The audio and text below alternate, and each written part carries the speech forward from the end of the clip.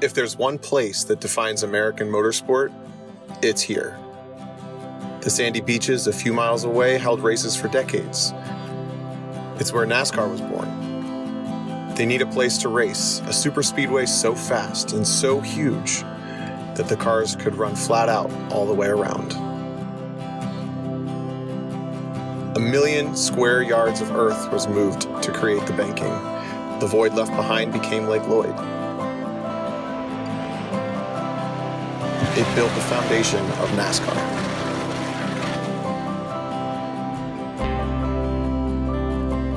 In the decades that followed, Daytona became hallowed ground. The trophies here mean more than any other. Win the 500? Put your name on the Harley J. Earl Trophy.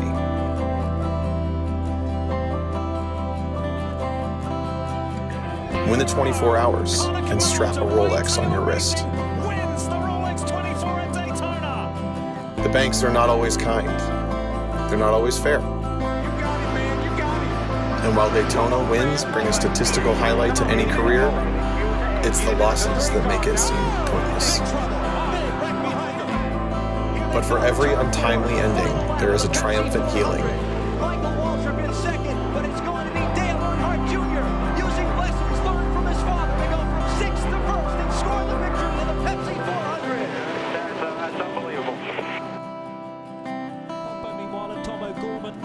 For every emotional victory, a mind-numbing realization.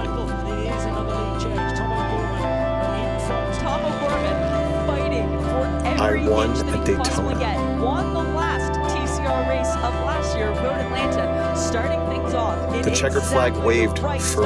It is victory for Tom O'Gorman and the LA Honda World Team.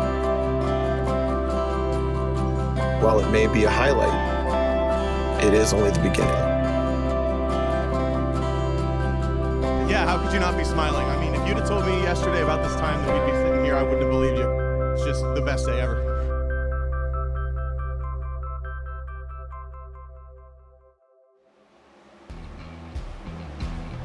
Here on the Florida coast, it's new drivers, new cars, and a new season, but a historic racetrack. They call this place the World Center of Racing. It's one of the places that any stock car driver has to win to complete their page in the history books. Even in the virtual world in iRacing, any season-starting trip to the 2.5-mile, 31-degree banked behemoth is one to remember when you end up in victory lane. It's the start of a new season on Monday Night Racing for the Area iRacing League. Welcome one and all to the Area 500 at Daytona International Speedway. Hi everybody, I'm Kyle Heyer, joined by Finney DeCuna and Hunter Sluffy. Finney, welcome aboard. Kicking off a new season at Daytona like we always do. Yeah, it's always fun to kick off a season at Daytona, especially since we've seen these guys getting prepped over the last 2 weeks. We had the shootout race a little while back, then we had the duels last week to set the order for the 500 this week, and I'm sure these drivers cannot wait to get down on the track and actually get a race and get some points early on. And Hunter, as we get into tonight's event, it's 100 laps around the 2.5 miles here at Daytona International Speedway, but we've got a lot of drivers. The field is packed 43 deep for tonight's race. 43 deep, got a lot of new faces and new places, a lot of new teams, a lot of excitement and anticipation building up for the Area 500. Brad Slaughter looking to defend his crown. It was actually an open car. Didn't know if there were going to be any open cars not making the show, but all the open cars made it. He won the duel. He's looking like my early favorite at possibly winning this race for the second time in a row. And earlier, we caught up with Eric Wineland down on pit lane, who talked to our reigning champion, Jake Nichols. Eric? All right, guys, I've caught up down here on pit road with the driver of the number 91, Toyota Camry, reigning champion, Jake Nichols. Jake, you're the reigning champion, defending champion coming into this season, season 3 of Area. What is the emotions coming off the high of a championship? Well, we're excited. Obviously, we swept virtually everything we could last season as a team with Solar Flare Racing and our Toyota Camrys, and we're looking for more of the same. We have a slightly different crew with Delonte Ballard coming in as our 4th this year, but honestly, I'm really excited, really hyped for this season. Hopefully we'll do as good as we did last year. I mean, last season was pretty tough to beat with 9 wins. I'm going to have to be on my A game to try to match that, but especially with some new competition coming in and more of the same with the previous guys. I mean, there's plenty of competition last season, guys that could really get the job done. So it's going to be exciting to try to keep on my toes and try to keep getting this 91 Toyota Camry in victory lane. Yeah, absolutely. I mean, you mentioned, looking forward to this season, Jake. 9 wins last year. You already mentioned that as well. What are the goals for not only yourself, but your team as you move into this 3rd season? Well, obviously I'd like to top that. It's going to be hard, especially with this next gen car and how kind of even playing field it is compared to previous gens of NASCAR Cup cars. So I wish and hope that my luck can go my way a little bit so we can try to top 9, but either way, just getting a handful of wins and really setting the bar for the team standings early on, and especially starting with tonight, knowing that we got to get some good points tonight. It's Daytona, crash is gonna happen, so hopefully we can start off strong tonight and then lead just a successful season altogether as a group and as a solo, obviously, in the point standings there for the drivers. Yeah, and zeroing in on tonight, Jake, you're sitting on pole for the 500, picking right up where you left off from last season. You finished 33rd last year in the 500. What's going to be different to your approach tonight compared to last year's 500? Hopefully just not getting put 4 wide in the middle. We were in a really good spot last season. We were really hooked up with all of our teammates late, and we just got in one bad position, and it ended up ending our race. But hopefully we're a little smarter. I'm going to be probably a little aggressive early just to see what the racing's going to be like. After that, who knows? I might drop back, just ride it out for a while since it is a long race. But hopefully we can be there at the end and really start being aggressive and making moves and put some pressure on some of these guys, especially the new ones that haven't really raced with a lot of us. It'll be interesting to see what kind of pressure we can put on them and what they kick back at us. It should be a good show tonight for sure. Alrighty, thank you, Jake. That is last year's champion, reigning defending champion here in the Area Cup Series, and also your pole sitter, Jake Nichols. Guys, Hunter, Kyle, Finian, back to you guys up in the booth. Thanks, Eric. And yeah, reigning champion coming into the season. And Finian, one of the notable things about Jake Nichols was, yes, he's the reigning champion. Yes, he won a whole bunch of times last year. But noticeably on the stats list for this particular race, Jake doesn't appear. That's because there's so much variability every time you come to a plate race. You have no idea what's going to happen, and God knows you can't plan anything. No, you really can. And if you do have a plan, you better have plan A, B, C, D, and use up pretty much the entire alphabet, because there's so many factors that can change in this race. And that's really the beauty of Daytona. It is very unpredictable. I wouldn't say it's completely random, because there are good plate races, and we've seen many times, especially on SimTV, we've seen many drivers be very good at plate racing, and they're usually up at the front. They're usually the guys winning the races. The issue is trying to get yourself in a position on that final lap to the point where you can win that race, and that's really going to be really what separates the good drivers, the good plate drivers, and the bad ones.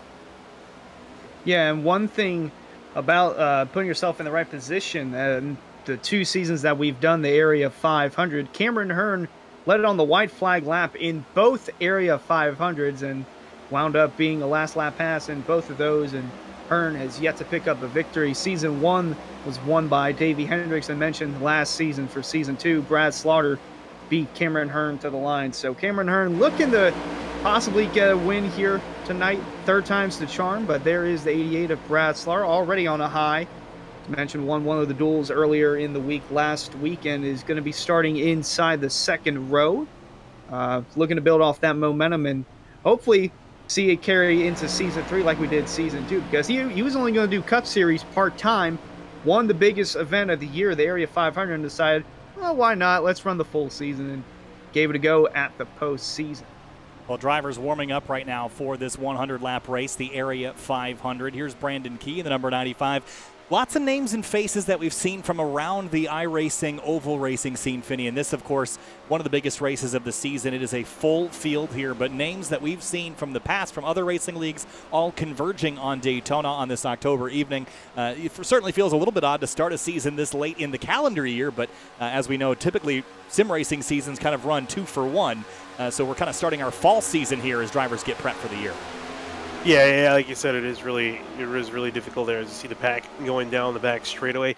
But yeah, it's start of the season, no matter what time of year it is. So these guys getting ready to get going, and see them guys warming up, practicing the car loose and on the apron, somehow managing to save it. That's going to be the big thing too, is the savability of these guys, because obviously we're going to have a big pack of almost 40 cars going near the start.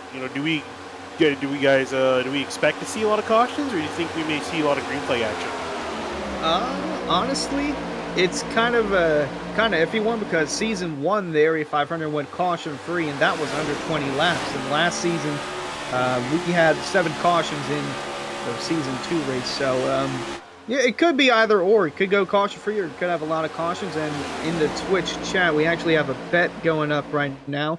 The over-under on how many yellows will be in tonight's Area 500. The over-under is 5.5. So you can bet with exclamation point bet, and then the word over for basically over 5 cautions, or under for less than 5 cautions. And you can wager as many as 10 channel points up to 1,000. Well, it's not a bet I'm willing to take necessarily, because if you saw last week the duels, wow, what a wild duels we had. They were crazy. We had late race passes. Big runs, though, Finian, was the thing that I took away. The runs, in the past with this plate racing package, it used to be pretty challenging to make moves. Not anymore. You get runs 10, 15, 20 miles an hour different between cars, and it will make a big mess if people aren't heads up about it. Yeah, that's going to be the big thing, right? Is you got to make sure everyone's got their head on their shoulders. Fortunately, the racing we've seen between last season and even the duels here has been pretty good. Everyone seems to be knowing what they're doing, seems to be cautious of the other cars. We obviously have some wrecks here and there, but when you have these guys racing this close, this fast, you're bound to have some wrecks. So I'm kind of thinking we should be a little bit on the cleaner side of things for most of the day. I think the first 50 laps, probably going to see maybe caution free. I think the last 50 laps, so we start to get some late race cautions, it can get very ugly real quick. I think we might have the early caution around lap 4 or 5. Just there's over 40 drivers in the field, a lot of new faces, and kind of like what we saw with season 2, it's going to be difficult to get everyone settled in. There's going to be some guys that are willing to push the limit right off the bat, and it might not go the way they want it to go. But I'm just saying, don't be surprised if we get an early caution. I definitely won't be surprised, Kyle. I don't think anybody's going to be surprised at yellow flags tonight. The challenge is just making it to the end of the race, but you can watch the whole race here in its entirety on the Area iRacing Twitch. Fans, be sure to subscribe to the Area iRacing Twitch channel for only $5 a month. You can watch all Area broadcasts commercial-free. You can also use new Area iRacing emotes in the chat. You'll also earn double channel points as a subscriber that you can use to redeem for free merchandise. And boy, Finian, I like free merchandise, but tonight nothing's coming free. You're going to have to fight your entire way forward. There's also the challenge of when do you fight? The 100-lap race isn't super short, but it isn't super long either. And if you're starting 30th or 40th, Finian, you've got some work to do.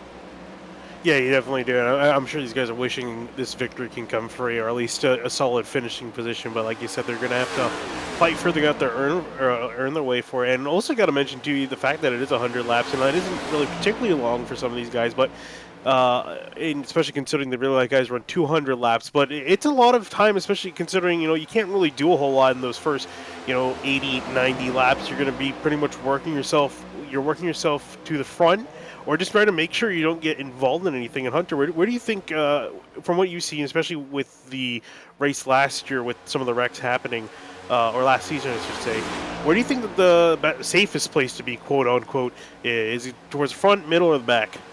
Well, the middle is the place I would not want to be in. Doesn't matter if it's the middle of the pack, middle of the racetrack. If you're middle 3 wide, you're screwed. If you're middle of the pack, you're screwed. The wreck could happen anywhere. I would personally like to run in the back for the first half of the race or so. But like I said, it's a marathon, not a sprint. You're not going to win the race on lap 3 or 30. You might win the race on lap 100 if we run the full distance, or 102 if we get a green white checker. But going back from the previous 2 Area 500s, the winners of the Area 500 have averaged 2 laps led. So it doesn't matter if you have a dominant car. Davey Hendricks only led 1 lap, and that was the last lap. And Brad Slaughter led 3 laps when he won from Season 2. And looking back at the laps, Rafe Slate, he led the most laps among Super Speedway racing last season at 39 laps, with, I believe, 38 of those coming. Actually, no, excuse me, 31 laps led in last year's Area 500, which was the most by any driver. And Cameron Herner, we already mentioned it, he led the white flag lap in both Area 500 events, but could not come home with a win. He's had the most laps led in this event, the Area 500, without a win at 36 laps. So looking for Cameron Herner to be up front, Rafe Slate as well. It's going to be interesting in the next 5 minutes when we get these cars gridded up, Kyle. Certainly will be. I noticed that also some drivers trying out pit lane entry. That's certainly going to be a challenge as well. Let's pretend that we get a run long enough that we're going to need to pit under green. It's such an unlikely scenario. I don't know how many drivers were actually practicing for green flag pit stops, Finian, but it could be pretty crucial.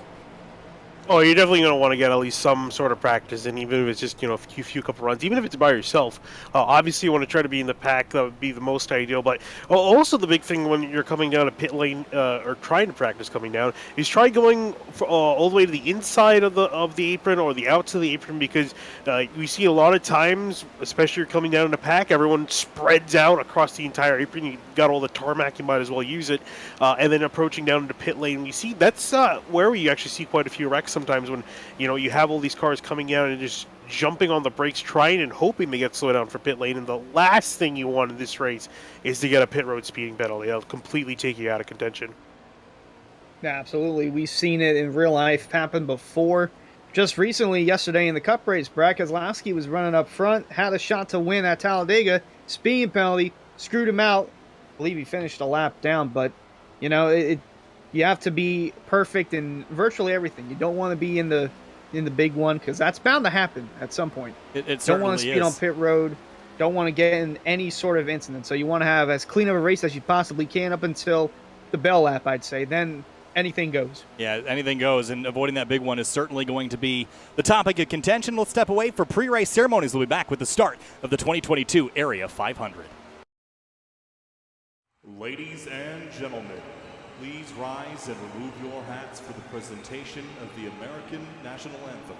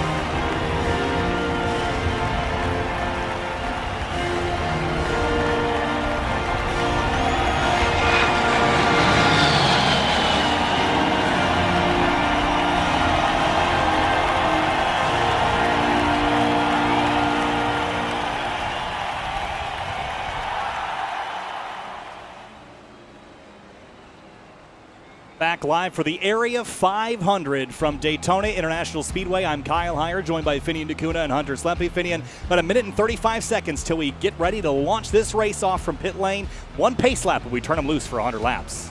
Yeah, and again, like we said earlier, drivers cannot wait. This is the time where you start to get a little bit nervous. Season's about to start. A lot of new faces in this league. They're trying to make a name for themselves. A lot of new drivers on new teams also trying to make a good impression for their new team owners. So a lot at stake for some of these guys. And, obviously one of these guys is going to be the one walking out with the win. And just like us, they have absolutely no clue who it's going to be. Well, one driver who wants it to be is the 91 of Jake Nichols, the defending Cup Series champion. Won about, I'd say, half of the races, if not maybe a little less than that from season 2, or actually a little more. But the one of the races that he didn't win was the Area 500, and I think that he wants to check that off his list amongst one of the top prestigious races in the area. That and the Southern 500 are the two most prestigious events that we run, Kyle. Certainly, as we get set for the starting lineup here tonight, again, 100 laps. This race is going to take a little while. It's not going to be one of the shorter ones on the season, but we talk about avoiding the big one. We talk about starting position not really mattering for plate races. Finney and I think for this race, with this deep of a field, I think I disagree. Repeat the question one more time? Sorry, I was checking something else. I was saying I think I disagree with qualifying not mattering for this race. With such a deep field, I think there's going to be a challenge to get through the field without getting yourself caught up in an incident. I definitely think so, especially early on, like Hunter's mentioning, you have the chance of that early caution occurring. If you're caught in the middle or the back of the field, you might be caught in that wreck. I think for some of these guys, qualifying, especially if you're trying to race near the front, you're going to want to qualify near the front. Obviously, qualifying's already been done with the duels, so you're pretty much stuck with whatever cards you've been dealt with. Now it's just a matter of making the most out of it. Now, Finney, stick with me because we're going to get ready for our Roasted Gems Coffee starting lineup. Fans, be sure to visit Roasted Gems Coffee for some of the finest coffee from all over the world. Use discount code Area iRacing for 10% off your order at roastedgems.com. Now heading down to the starting grid and rolling through our starting lineup, we'll go row by row, kicking things off with row number 1. Starting on the pole position is Jake Nichols in his number 91 Toyota alongside Cosmin Ionoshu in the number 84. He rolls off in second, Finian. Yeah, those are the guys that qualified top 2 in qualifying last week. Then we have our dual winners in row number 2. Brad Slaughter Jr. taking the win in, I believe it was duel 1. Then Travis Beckner taking home the win in duel number 2. Keep an eye on both these guys because they both did a fantastic job in their races. Starting in row 3, Garrett Grant in the number 5. He'll start alongside Ryan Swan in the number 19. Those drivers are 5th and 6th.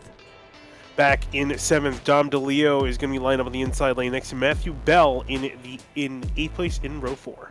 In row number 5, starting 9th, is Chris Seidenfeld in the number 45, and Shane Abbey rolls off in 10th in the number 12 car. Alan Balashino is going to be rolling off in 11th place, and next to him in row 6 is going to be Alex Weaver. 13th place, row 7, Gabriel Ellison in the number 27, and Delonta Ballard starts 14th in the number 21. Tom Bourne's going to be starting the inside of row number 8, and next to him is James Scioli in the number 7 car. Starting 17th, Seth Noel in the number 1, and Bronson Stafford in the number 61 starts at 18th. Back in 19th, it's going to be Jacob Bell in the 77, next to him Ryan Hart in the 3 and 20th. 21st place, Brandon Zimmerman in the number 20, Greg Mitchell rolls off 22nd in the number 2. Back in 23rd, Dwayne Culberson's going to be rolling off the inside in the 81, Jordan D. Martin in the 11 car in 24th. 25th, Tyler Nichols in the number 41. Rafe Slate rolls off 26th in the number 8. Back at 27th, Jeff Ryan will be lined up at the inside lane. Danny right next to him in the 00 in 28th. 29th, Brandon Key in the number 95. Ed Robertson starts 30th in the number 64. Back in 31st, Brian Tanizak in the 09. Next to him, Ricky Springer in the 18 car in 32nd. 33rd place, Douglas Newbigging starts in 33rd in the number 71. Kyle Sieg starts 34th in the number 39 car. We find Andrew Player in the 35th position. Next to him, David Weishart in 36th. Starting 37th, Mark Patterson in the number 51 alongside Jonathan Cogswell in the number 26th in 38th. JT Poole going to be lined up in 39th with Connor Kreska next to him in 40th, rounding out row 20. Row 21, rounding out the rest of the field, 41st place. Michael Sturgill in the number 17. Here's your last starter for this 100-lap race here for the Area 500. Kyle Heyer joined by Hunter Sleppy and Finian DeCuna. It is time to go racing, time to kick off a new season. On Monday nights, the Area Cup Series is green, and we are racing at the World Center of Racing, Daytona. We're racing.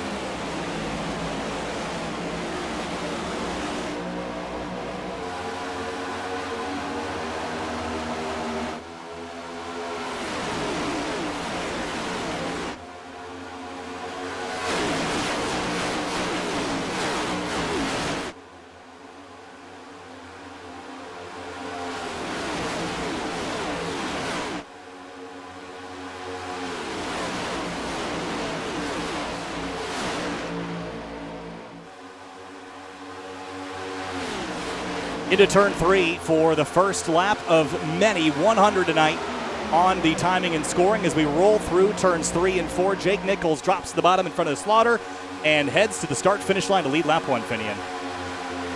Yeah, and everyone getting single file very early on. I guess, like we mentioned, it's an endurance race. It's not really a sprint, so everyone just immediately trying to wait it out. A few guys stuck on the high side. I'm curious if we're going to see anyone take advantage of that and try to move up early on. Oh, that car in the 4th position. Dom DeLeo peeked outside to get some air, but most of the field going single file towards the front. Got some side-by-side action towards the back, but so far so clean for the 91 and Nichols. I think this is kind of the goal here early, is get single filed out, just tick off some laps. But again, this isn't a full 500-mile race. This is, relatively short as far as 500-lap race or 500-mile races go. So, yeah, you're going to see a little bit of shuffling here early. The 19 car of Ryan Swan drops into the clutches of Bronson Stafford here, Finney in that outside lane, going nowhere trouble. The 2 car, Mitchell gets turned, gets into the 8. They're going to crash big time on the front straightaway. And it looks like caution still not out, actually. It looks like he collected one other car, but we remain green for the moment. There it is. There's the caution. And it's the 8 car, Rafe Slate, grinding to a halt there on the apron. And Hunter, he has led laps here in the past, but looks like he will not do that tonight. No, it doesn't look like it. That's a lot of damage to the number 8 car of Rafe Slate. We take a look at the replay here. Had some contact with the car to the outside. I believe that was the number 2. Yeah. And that just kind of unfolded there in the triangle. Yeah, let's take another look at it in slow motion here. So watch the 2 car. He's going to come down the racetrack here and initially start this right here. He's see the 00 on the bottom? That spooks the 8. Rafe comes up, maybe gets into the 2, then comes back across into the 00, the Simrat Market car on the Simrat Market replay, comes back up the racetrack. The 64 clobbers him, and then behind him, I think that's the 95 of Brandon Key also involved. The 37 of Jeff Ryan tags the 8 car again, and then back across the racetrack and hard into that inside wall. Yeah, that car's absolutely done. You can see on the left and the right side, major damage to the number 6. It is so unfortunate so early on to be caught in there. I'm curious how the other drivers that were involved with. There's some guys who got a little bit damaged, some guys who got a lot. You see the 37 getting a huge huge lick out of that. And also the green car up on the top also. I believe that is Ed Robertson, the green number 64, and that might have gotten involved in this one. Yep, it's Robertson. Bam, there he is. Oh, yeah, that's a decent helping of nose damage, especially to the engine. That's where we've got to be really worried about. Yeah, see that fender flapping on the number 8 of Rafe Slate. As we come out of the Simrat Market replay, you see that car torn up on pit lane. The other car, and one of the other cars involved, the 37 of Jeff Ryan. He might have actually gotten away with just a little bit of right front damage. And then, of course, the 95 of Brandon Key got a big piece of it. He's got some damage. And then the 64 is really the car that I've circled on my radar here, is the one that would have a lot. And yeah, that nose is punched in. But Finian, I'm not really sure, actually, with this next-gen car, with this new damage model, how much is this going to impact these cars' performances? Yeah, it's going to be interesting to see, because obviously we have the tapered spacer, we don't have the restrictor plates, so I'm curious to see how much that's going to affect. And you also got to not worry just about the engine power side of things, also the aerodynamic side of things, because that's where the air is hitting first, the nose of the car. So it'll be interesting to see, how that 64 car is going to perform. I think in the draft, I don't think it's going to be too big of an issue, but once that car gets some clean air by itself, that's where it gets really tricky and really tough. Well, looks like we got an update from Eric Weiland, who's come up in the booth. Eric, what you got for us? Just an update from Physicus Motorsports there. The driver of the number 8, Rafe Slate, he is sitting on pit road with quite a bit of required repair. I don't expect to see that car anytime soon. Most of these guys coming down pit road, though, no jack stands going up. It's all fuel only for all these cars coming down. That's a little bit surprising, actually. I think really, Finian, the goal of pitting right now is just to set yourself up for later. Get yourself in a window, perhaps. I don't really see much reason. Obviously, you wouldn't take tires, but just to top off of fuel maybe to hit a better number. Yeah, it also just gives you more playability with the strategy, because if you can go longer on fuel, you have more chances that you're able to pit, because last thing you want to do is being forced to pit early and by yourself. But I guess everyone just coming in down to just top off on fuel just might as well, because you're going to need a whole lot of gas for the rest of this race anyway.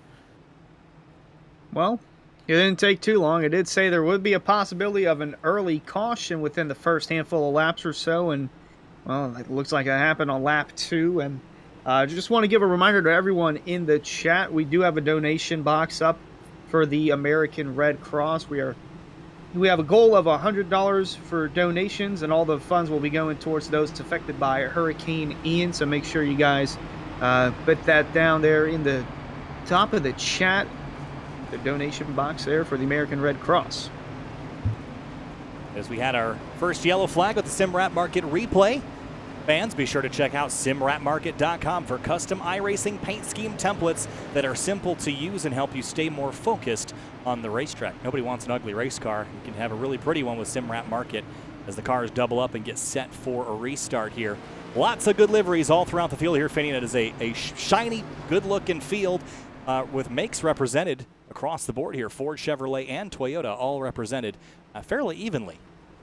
Yeah, fairly evenly inside the top 20. You can see there are quite a few Fords, and actually I was trying to see if there was some lacking, but yeah, no, pretty decent spread throughout the top 20 and even throughout the rest of the field. And then, as you mentioned, the paint schemes, man, these guys are always got their paint scheme game on point. Fantastic looking field. Unfortunately, you see some guys with quite a bit of damage. Talk about Racely being out, and then a few guys still with damage, and they're going to be pretty much fixing those cars the rest of the race. I don't know if Rafe's going to be out 100%. Obviously not race winning contention anymore, but it's race 1 of a 17 race season, and they've only got 12 regular season races, so don't want to be in a pickle early, so you got to get as much points as you can. Not a lot of mulligans with a 12 race regular season. You really got to be on top of everything all year long. And remember that championships come down to just single points in many of the series. It didn't necessarily go that way this year. But of course, that winner-take-all championship certainly makes things interesting. Jake Nichols, though, starting off 2022's fall season where he finished the spring season in front. They come back to the start-finish line for the Area 500. Lap 7, green flag back in the air.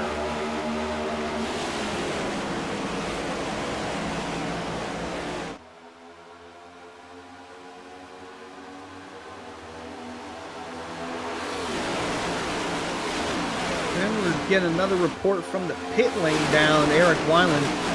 Some audio issues here for Brad Slaughter. He's only got the sim volume, but nothing else other than the sim volume. So it's going to be an awkward night.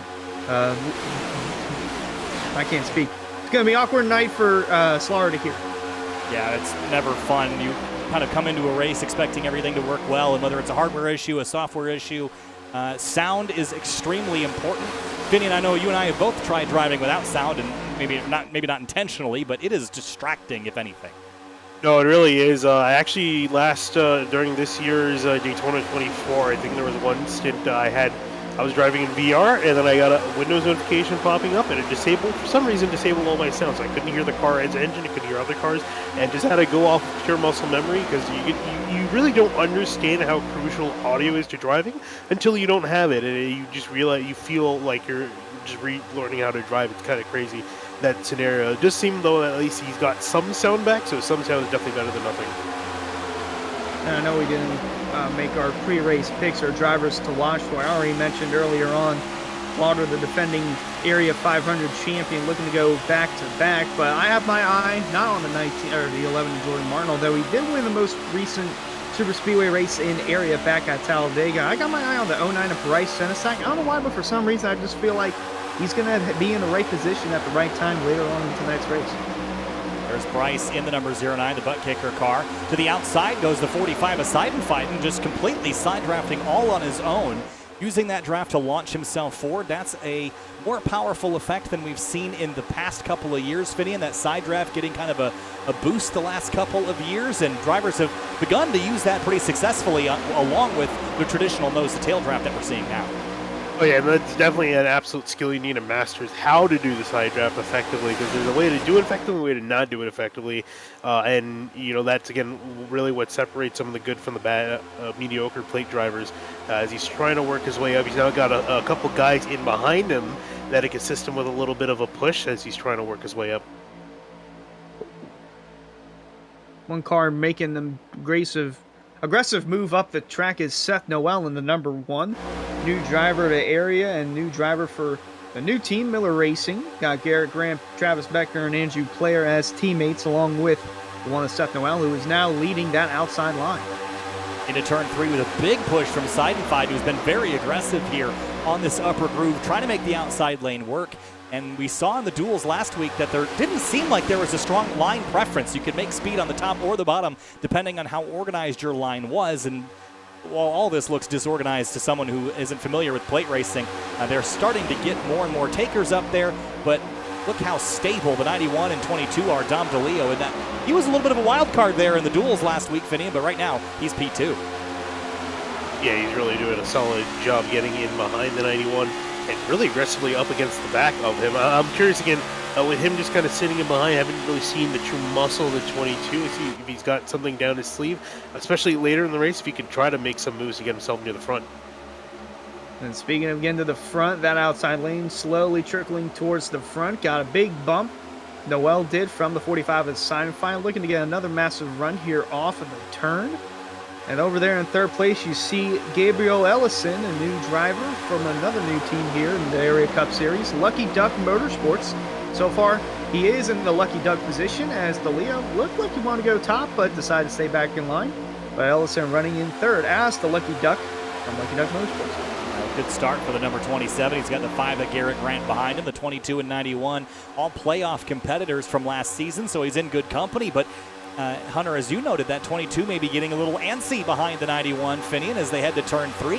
Finian, you wanted to see Dom get a little bit more aggressive and show his muscle. Well, he is all over the back of the 91. Maybe he just needs a little bit more disorganization behind him to justify jumping out of groove. Yeah, that's the thing. I'm curious to see when that second lane comes up. You see Noel still working his way forward, but I think once he gets there, you see, will he decide, the 22, will he decide to step out of line and take over the lead, or if he's just kind of happy sitting in behind the 91? Again, it's only lap 12 of 100. Well, look at the field rocket off into turn 1, and I think the Leo just wants the inside lane to get as far away from the outside lane as possible. Just to make things a little more easier for those running up front so that they don't have to worry about any side-by-side shenanigans going on. And there is Andrew Player over there in the 13, running in the 24th spot. Another teammate to the leader of the outside, Seth Noel from Miller Racing. And he's kind of chilling in this pack that I would personally be okay with running in, as we've got some sort of lag going on there with the 39 of Sieg. But that pack right there, probably the safest place to be on the racetrack. Look a little bit wild right now, but they'll get it sorted back out as that lead pack continues to keep the pressure facing forward as we hit lap 14 of 100. If this race goes green from start to finish, that is 1 hour and 7 minutes of racing remaining, and certainly we've got a lot of action left to do. There's just no pressure right now on anybody, Finney, and they're just clicking off laps, but at some point you're going to want to start moving your way forward. I think this is too early to really feel that pressure, but late in this race, if we still have this many cars, it's going to be absolutely chaotic. Oh, it absolutely is, and you can bet that a lot of guys are going to be switching between lanes. You can see a third lane open up, but for now, again, it's the calm before the storm. When that storm arrives, probably going to be around lap 80, lap 90, around there. You can already see that second pack. There's a pretty sizable second pack in behind. I haven't really talked about them because they're just kind of riding around, and even a third pack in behind them with just 2 cars. Yeah, I take that back. That third pack with like 2 cars is probably the safest spot to be in. This is still kind of a pack to worry about because, like we saw in the first caution, the first semblance of side-by-side action we had was where the wreck happened. They were going 3 wide, but it seems like everyone has the same message going side by side in both packs. And yeah, that little pack right there just getting on the backstretch. Safest place to be on the track. Yeah, and Mark Patterson is one of them. Brandon Key is the other. Now, as long as you can not get lapped, you'll be in pretty good shape. I worry about this 95 just because of the damage he's got to the front of that car. I'm not sure how aerodynamic it will be, but up front it is getting very racy. They continue to struggle for position behind Seidenfeld, and he goes to the outside, kind of sucker hold up against the safer barrier. Here comes the 26 up the middle. That's Cogswell. He's going to jump to the outer groove behind Ed Robertson, who seems like that damage has been repaired and suffers no ill effects. Yeah, I'm pretty curious. I'm curious as to what happened with Seidenfeld. If he was just trying to work his way to the back, or if he was trying to just kind of, maybe go up there and make something happen. Eric Weiland from the pit lane. What you got for us, Eric?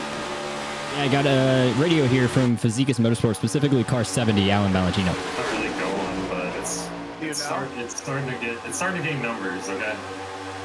That was just about a couple laps ago as he made comments about the outside lane starting to gain a couple numbers here. One more update for the 8-car race slate involved in that first incident. Out for the night, too much damage to repair. We'll be racing tomorrow night in the Truck Series race. That is an absolute bummer, but that's kind of what we figured. That hit he took was pretty significant. Finney didn't seem like he was going to bounce back from that one. No, it'll be a really hard one to try to bounce back for. Well, best of luck to him in the other series, and then also next week here in the Cup Series. Yep, next week the guys will be going to Chicagoland. Very interesting racetrack, first mile and a half of the season. But right now, lap 17 of 100 here from Daytona International Speedway for the Area 500. Being led by Jake Nichols, who has some lap traffic coming up at the 37 of Jeffrey Ryan. I don't believe that will be an issue, but it is lap traffic at Daytona that they are slowly approaching. Yeah, this is always a nerve-wracking moment as a race leader because you've got, well, and Jeff is also blinking too, which makes matters worse. But if you've got a group of cars that are 2 and maybe 3 wide, this is a very nerve-wracking moment, especially for the one, Seth Noel, who's in that upper groove. He knows he's going to have to put that 37 car to his outside. He's got pressure from behind. The drivers behind him can't see as well as he can. So this is when it gets very, very tense as they head down the back straightaway and intercept that lap traffic. On lap 18, not so bad. Finian, lap 98, that's going to be very, very nerve-wracking.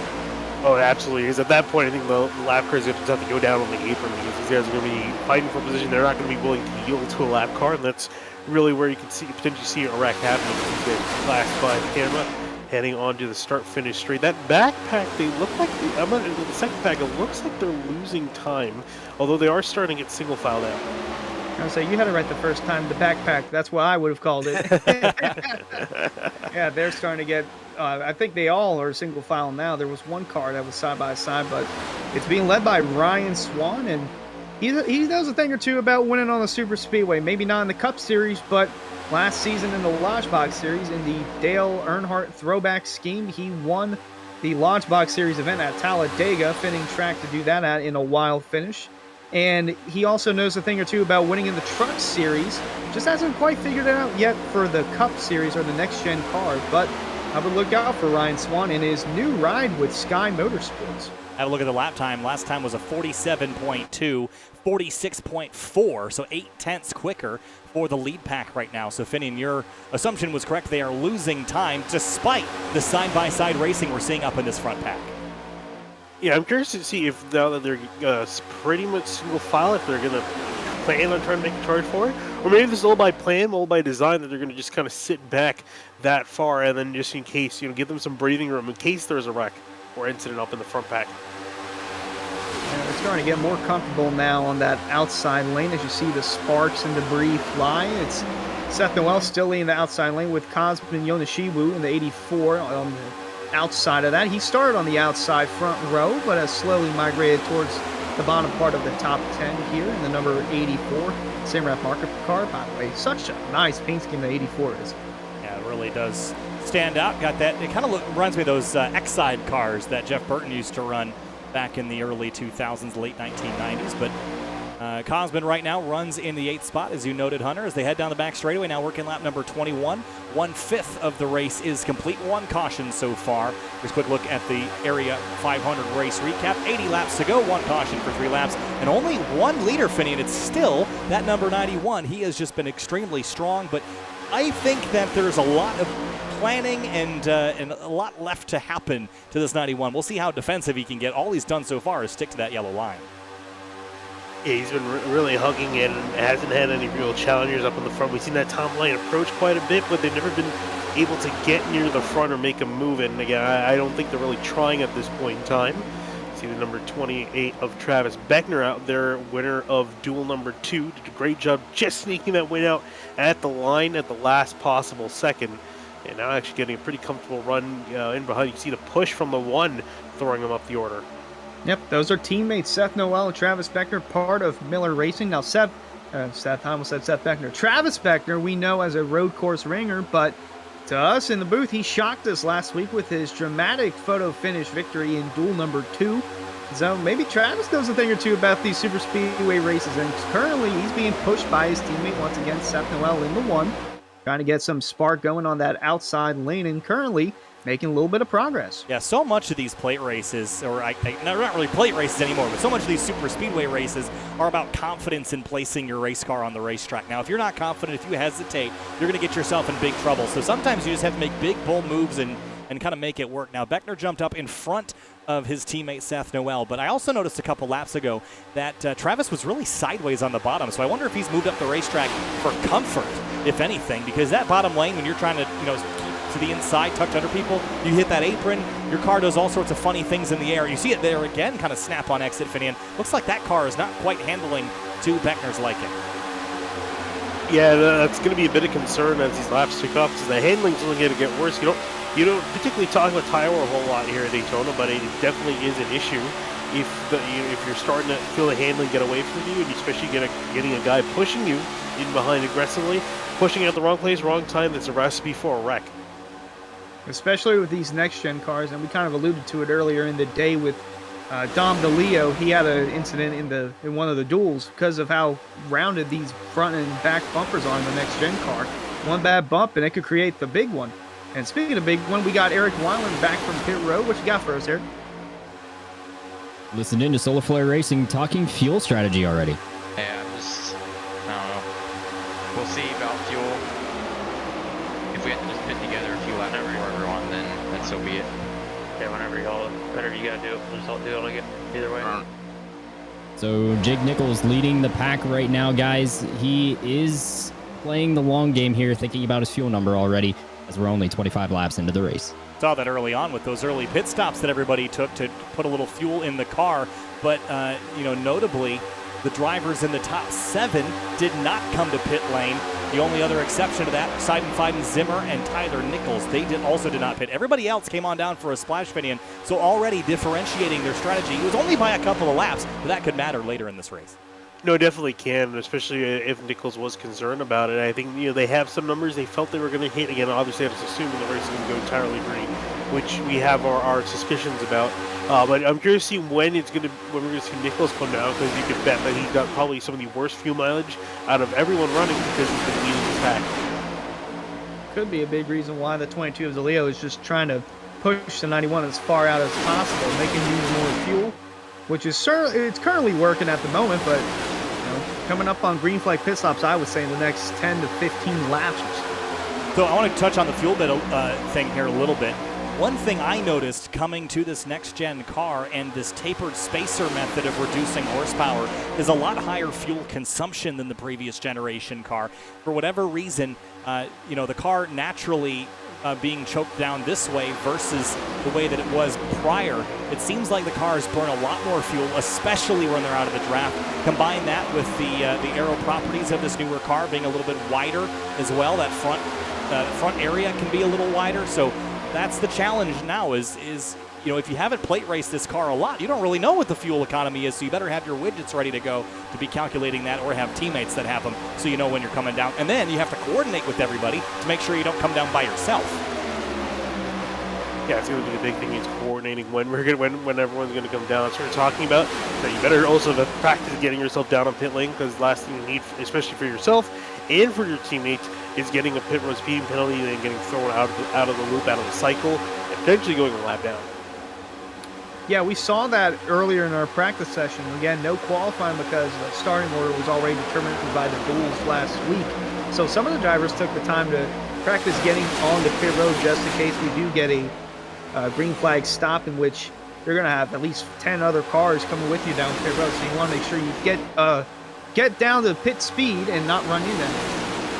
Looks like that second pack has picked up the pace a little bit. They're still a couple of tenths a second off, but they've stopped the bleeding a touch. About mid-46s for them versus low 46s for the race-leading group at the moment. So that's a little bit of an improvement, Finian, but certainly it's going to take a yellow flag to make up all this time. They just don't look as organized in their single-file line. What I'm surprised about is that they're not making up time regardless, because this front pack is still side-by-side from about 5th place on.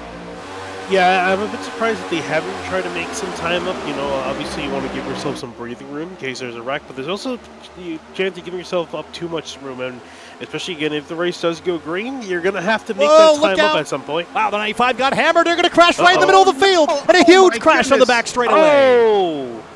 Oh my goodness, I can't believe what I've just seen. Oh, this man. is absolute insanity. We saw this happen last season in Season 2 for Lodgebox Series, where a lap car wrecked the field going into turn 3, and we just saw that happen again, and this time in the Cup Series in the biggest race of the season. This is not good at all. Well, that came out of absolutely nowhere, because they hit each other once, and then they saved it, and they looked like they're fine, and then they hit each other again. Yeah, the 51 and the 95, then back across the racetrack, right into Dwayne Culberson in the 81, and what a mess this made. Look at 95, really the center of it all. He got hit from the 51 of Mark Patterson, and it just spilled. You can't even get a camera on it. There's so much chaos everywhere here. Here's their look again as they come out of turn number 2. The 95 and the 51 drop onto the apron to get out of the way. The 95 drops more. The 51 comes over. They get back together, and then bam. Solar Flare Racing taking a couple different casualties there. I don't know if we could take an onboard on it, but it looked like the 95 was slowing down to get out of the way. It just seemed like he slowed down just abruptly. Yep. Oh, man. Yeah, huge hip check. That's a tough break there for the field. That's some good cars that were right in the middle of that pack up front. And man, some of those guys, their nights are done, and I don't think they'd be happy at all. I know I wouldn't be. Look again. I can only imagine how the chat was after that happened. As you mentioned, I think a lot of very angry drivers because that came out of absolutely nowhere, and there was nothing they could do. Let's ride on board with the 64 car. He has gotten, if I can find him in the timing and scoring to pick him up, he was kind of in the center of all that. Really had nowhere to go. There he is. He's run all the way up in 16th right now. But this is what Ed Robertson saw out the cockpit.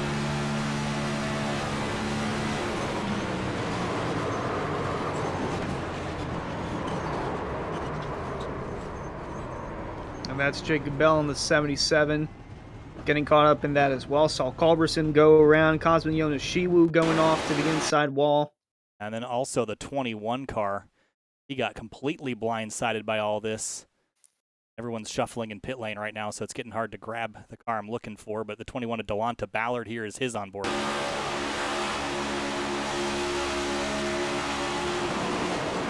Oh.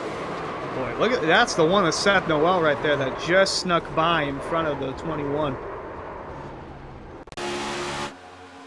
Up from high above. And watch the bright green car, Bryce Senesac in the 09. Oh, you got a little bit of it, but yeah, she might have missed most of it. Find the 09 again.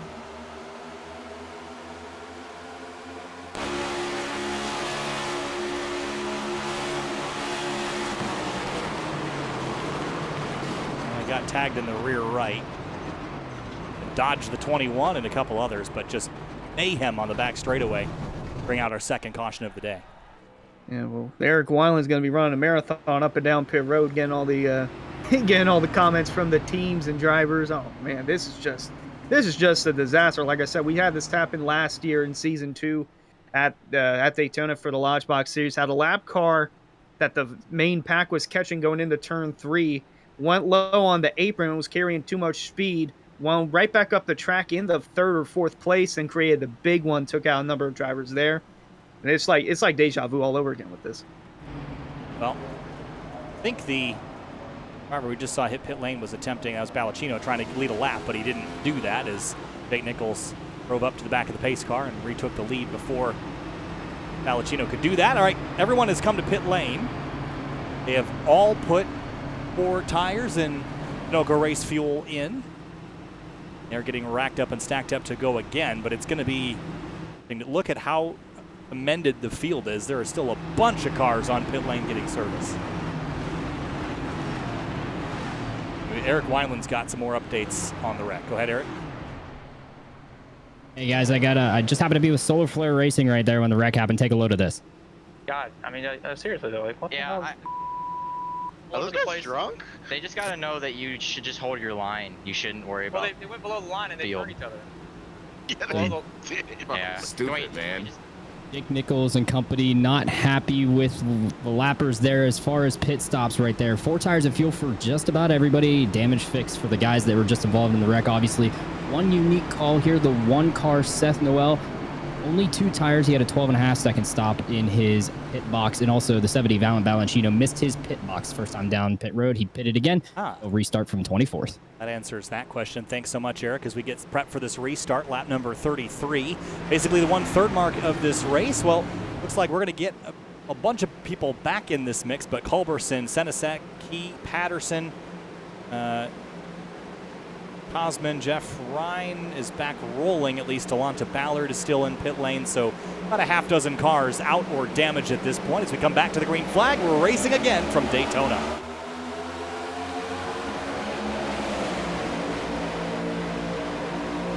'91 leads the way, and Finney, going back to what your comment was about getting out of the mix. The 91 missed that because he was leading the race, but now no longer as the 28 drops to the bottom of the racetrack through turn 1. Oh, yeah, and DeLeo looked like he was thinking about going down low, and Beckner caught him sleeping, and now Beckner's going to take that inside lane. Seems to be the more preferred lane at the moment, but now we're going to see some guys change. DeLeo going to slide out in front of Beckner. I'll say we already have one big wreck. We don't need another one just yet. Let's have everybody calm down here. DeLeo gonna lead the way for the moment. Beckner in second, then it's Ellison being led, or leading the outside line, with Jordan Martin to be pushing from behind. Onto the front straightaway this time, DeLeo has the lead for the moment. Gabriel Ellison, though, he's going to probably try to grab it before the start-finish line. He will not.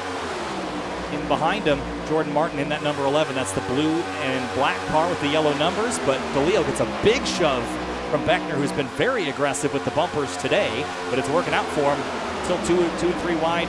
David Weishart in the 33 Matco Tools car. This is the first we've talked about him today. Started back in 36th all the way up to 9th right now, Finian. Yeah, absolutely doing a fantastic job up on the top side. You can see they're going down below the 27, who's drifting on backwards. I'll say it's lap 34. There's not 3 to 4 laps left for me. These guys are getting a little more comfortable with the aggressive moves that we're seeing being made. Now Jake Nichols up front, leading that outside lane. He's going to lead a lap at the line as the bottom lane trying to get stacked up and be formed evenly going into turn 1. I think the 27 there, that was new guy syndrome. Doesn't have any friends out there on the racetrack and just kind of got shuffled up to the outside lane. See ya, he's gone. He's all the way back now, fallen to 15th place in just a couple of corners. The 91 with a big shove from Jordan Martin retakes the lead. Does Martin drop to the bottom? He will not. Now Jake Nichols is going to drag him with him, as well as Greg Mitchell. They're going to drop in front of DeLeo, and now the new leader of the outside lane, Finian, is David Weishart. And Dave Weiser haven't really seen a whole lot of out of the 33 machine. We'll see what he can do with Hartz in behind him on that outside lane. This is kind of nice seeing some new names and faces now. The order's been shuffled up after that last incident, so some new guys trying to make some charges, make something happen here. Yeah, speaking of new guys, new to the Cup Series, Greg Mitchell in the 2. He was involved in that early caution around lap 2 to 3. Getting helped in line here from the 22 DeLeo is an affiliation. He's an open car here for the Cup Series, but an affiliation with Ziggets Motorsports and is a part of the Xfinity program. So the 22 helping out a fellow teammate as well. And like you mentioned on the outside, Weishart leading the way with Ryan Hartz from behind. Ryan Hartz is the defending Truck Series champion, and he knows a thing or two about winning just about in anything here in area iRacing. Go all the way back to the Xbox days with Ryan Hartz. He dominated in everything, won in everything. Now he's looking to take his talents to the Cup Series level, possibly winning the biggest race of the season. For whatever reason, Ryan Hartz doesn't exist to the graphics today. I don't know what, I've never seen that happen before, but Ryan Hartz right now runs in 5th place in that number 3. He's so quick. You can't see him, yeah. Graphics can't even catch him. So Weishart has the 3 and the 5 behind him. 5 is Garrett Grant. Then it's the 32 car of JT Poole, who was very quick in practice. We just haven't seen him up front here in the race. But double wide down the backstretch here, Finney. I wonder how many drivers said, you know what, screw it. We had that big wreck. Let's just go for it now. Yeah, I think that's what we're probably seeing here, especially because some of them were given a big jump in position because so many guys were off spinning and slow down to the apron. So we're seeing a lot of guys that gain position. They figured out, as mentioned, just now it's the best chance to go. Might as well go for it. So we're seeing the top lane really start to come into its own with some really solid momentum, and even taking the lead for just a second here as Weishart's going to lead lap. Watch this replay here, Hunter, as Alex Weaver comes off at turn 4. Watch this. Oh, it's a little too close to the wall and a little loose there, at least to my liking. I don't know how the 4 likes it, but if you like it like that, then hey, have at it. But got the 4 car running on that outside line. As speaking of the outside line, Weishart getting a big push from Hartz in the 3, leading for the moment, but Jake Nichols and Jordan Martin have something to say on that bottom. Giving a big shove into turn 3, but the 33 is going to drop to the bottom of the racetrack ahead of Jake Nichols. We haven't seen Jake boxed in like this yet this race. We'll see how aggressive he is to get out of this position. Here comes a 3, though, of Ryan Hartz to the outside with a push from Garrett Grant, the 32 of Poole in behind, and momentum is building up there and continues to kind of shuffle that line forward. A little bit of miscoordination back there. The 26, 1, and 28 all side by side, 3 abreast. Yeah, they go 2x2 up in the front. Ooh, Nichols almost, he was kind of peeling off in the middle of the corner there. Almost looked like for a second he was going to go middle 3 wide, and with the kind of the anti stepping up here, do you think we're going to see some 3 wide action, or a little bit too early for that? Might be a little too early. I mean, we saw it once there. I wouldn't surprise me if you start to see more people try and venture out to 3 wide racing, but you're definitely going to see some more of it at the very end. And the 33 Wise are continuing to lead with Hartz and Grant on the outside, trying to get a momentum push off forward. Another big wiggle from the 18 of Ricky Springer, and Beckner behind him, kind of wagging that tail as they come off of turn 4. We saw them in the bottom of the racetrack out of turn 2, and now the top in turn 4. It seems like this setup is a little bit looser once you get a couple laps into a run and you kind of let the car trail up. I think a lot of this, Finian, might be push understeer rather, where you're kind of coming up off the corner a little bit wide. You got a lot of wheel in it so that when you come off the corner, it wants to snap around on you. Yeah, absolutely. Here, you're starting to see now Hart, too. A little bit of a shove. Oh, hello. Nichols looking to the inside for just a second. Can't quite get there. Now Hart with the move up on top. It's Brent trying to push him on the bottom. Now Nichols coming back on the bottom. Season 1 and Season 2 Cup Series champions leading that bottom line with Jordan Martin. Hopefully wanting to crown himself as Season 3 champ, but maybe just Area 500 champ, because again, biggest race of the season. You want to have your name out there. Your name gets remembered forever if you win the Area 500. Davey Hendricks and Brad Slaughter, both winners of the Area 500, with company in this pack looking to claim themselves as the third ever Area 500 champ. 10 laps to halfway here, lap 41 of 100. Look at the run on the outside this time from Hartz and Grant. And now the 32 of JT Poole is up inside the top 5. The 33 and the 91.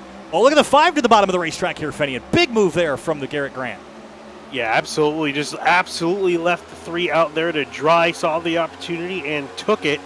And now he's going to let the 3 drift on back, and now he's got the 33 of Weishart pushing him. Well, some smoke on the front stretch there, but while they are not teammates on the track, they're still teammates off the track. Close friends, Grant and Weishart, now leading in the way on the bottom line. Nichols in third, trying to fend off Ryan Hartz. Still getting a run on the outside from JT Poole and Ellis. Alan Ballacino in the middle, 3 wide here off turn number 2. That's not a place you really want to be. A little bit of motion and shuffling here on the mid-pack. This is, again, you hear a lot of the real-world NASCAR announcers talk about how it's always amazing how you can crash on the straightaways here because there's just so much movement from side to side here. And you have a lot of shuffling that you have to worry about.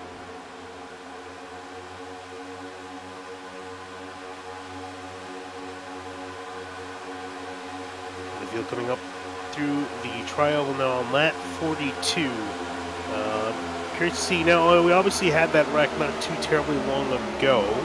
However, the fuel mileage situation, I imagine, is going to be looking pretty interesting here. Is he looking at, maybe that's Jacob Bell in the 77? Yeah, it sounds like we had a little bit of an issue with him a moment ago off of turn number 4 a couple of laps ago, and we're going to see if that was he the cause for that smoke, maybe? I think he was, and see that time through. Just a couple of laps ago, we're trying to see exactly where that came from, but maybe he hit pit lane first. Further back. A little further back before the pit stop, it looks like. There is a reason he came down pit road. Like, oh, here we go. Oh, yeah. And Eric has more on this. Yeah, guys, radio from the Jacob Bell Racing team here. I just did a full 360, went on to pit lane, and didn't even get a penalty, and I made it under pit road speed. So Jacob Bell got turned out of the line, missed pit entry wall miraculously, and was not speeding, so he was able to roll through. Pretty much just a drive-through penalty, more or less, for the 77, but he has lost the lead draft. Well, skills to pay the bills there, Eric. Nice catch. Thanks for that. I knew the smoke came from somewhere. A little bit of contact puts him back. Look at Nichols now to the outside, Finian. And the 3 again drops to the bottom this time instead of the 5. Those red single-digit cars making big moves, and now Hartz takes the lead away. You could see as soon as they did that, 91 felt like a rock. Absolutely nothing he could do. Just completely lost the momentum, and off they go. Hartz and Poole to the top 2 spots. And some lap cars come out. And again, PTSD already again. Boys, move out of the way. Do not slow down in the corners. Stay high, or if you're caught on the straightaway, go low and stop below the apron. I cannot have another wreck with lap cars again. Here we go. The 91 of Jake Nichols is going to have to split the needle here, thread the needle rather, split the difference between the 37 and lap traffic on the outside and lead lap traffic on the inside. This time, I think we're going to get through it. But even still, there were 2 lap cars. One went high, one went low. It's a little bit of coordination, Finian, and I think they have yet to sort that all the way out. Yeah, I mean, we went through there. Luckily, no issue. Oh, he's some squirming up near the front. This is all right. I think we're going to see the wreck here come from the lead. These guys cannot decide who they want to be in front. We saw before this last caution, we saw Nichols. Everyone was comfortable with him in the front. Now we got some new players near the top few spots, and they have been absolutely going at it the last 10, 20 laps. JT Poole, the rookie, his first ever official points race in the area iRacing at a cup level, and he's leading that bottom row with help from the 5 of Garrett Grant. But that outside lane is strong. It's got Hart, it's got Weishart, it's got 91 of Nichols, and there goes Weishart down low. Oh, scratch that. 33 of 3, leading the way. Got a lot of strong drivers. They just don't like to stay up there. As soon as they get to the lead, they drop to the bottom, and then the next fastest driver goes up to the outside. A big push from the 91 to the 3. Wiggles and wobbles, and now 4 laps to halfway here. Finney, and the pressure is building. What's going to pop? Oh, I don't know. I mean, I really think that this next wreck's going to come from these top few spots. Something just going wrong with the way they've been swapping positions. I see Nichols to the inside of Hart's being left out to dry. I'm curious what some of these guys up in the back, in the middle of the field are thinking, if they're, wanting to continue going on with this, or they want to potentially drop back. And speaking of dropping back, I don't think we've seen a second pack form in this run. No, we haven't. And for this particular run, I'd be a little bit concerned about dropping back because that didn't work out super well the last time everyone did that. Everyone kind of got involved in it no matter what. I think I want to be out front. The challenge is there's a lot of things keeping you from going out front. So that's other cars. There's still a lot of people in this race. Now, from our 2 crashes, we've had about a little under probably 8 or 9 retirements, but the other 34 cars are still up and rolling. Yeah, it's still, it's still kind of amazing that we have so many cars left in this race. We're just about to approach halfway on 48 of 100, and again, approaching another lap car. I almost got to point it out because of what happened that one wreck. Capel that time, and Eric, as we approach the halfway point, seems like the pressure is building up front. There's still half this race left, so what's the urgency to get up front here? Well, the intensity's picking up on the racetrack, Kyle, but the intensity's picking up here on pit road too. I was listening into David Weishart Racing and the 88 team, specifically Brad Slaughter, having those audio issues tonight, still managing those. But they started talking about pitting here anywhere between lap 45 and lap 50, so they're right in that window. It's going to be one more stop once they make this pit stop. Not too many rumblings of pit road activity from the rest of the teams, but David Weishart Racing thinking strategy of getting the early stop in and putting from the back of the pack here. Certainly something to keep our eyes on here. Last pit stop 18 laps ago, but it's all about getting yourself in a window, Finney. And at this stage of the race, we're going to have about 50 laps to go next time by, 51 to go next time by. So, yeah, pitting with your buddies, that's important. But getting out of this pack, if you're on the high side, you have to work your way to the bottom, and that's going to be chaos in itself. Oh, it is. Ooh, we see car squirrely there. The yellow car, number 18 in the middle of the screen, Springer. A little bit slow, a little bit loose off the corner, using a huge amount of momentum. Ooh, the 18's going to drop in front of the 2. That was a dicey moment, but they're losing ground to Ballacino in 6th. Everybody else shuffling forward. It's a 6-car breakaway, if you could call it that, but Ricky Springer in that 18 now splits the difference between the 2. Yeah, it looks like we've been on, let's see, we got the restart lap 33, so we've been going green ever since then. Let's see, we're probably halfway through to this stint to a potential pit stop. When do you think we're going to start seeing guys coming down? I'm thinking probably like lap 60, 65, because then you can make it all the way to the end. I would think, or be close to making it to the end. Yeah, well, again, strategy, it's about when you can get to pit lane conveniently. I think at this stage, it's, again, we're going to basically do what you did the first half of the race, but we had a couple of yellows that broke that up, so it's not as predictable as you otherwise would think. But as we hit halfway, lap 51 of 100, we are halfway through the area 500. Jake Nichols leads the way. He has been the dominant car so far. 39 of the 51 laps he has led. Been a dominant one so far for Nichols. But others have begun to challenge, including David Weishart, JT Poole, and more, Finney.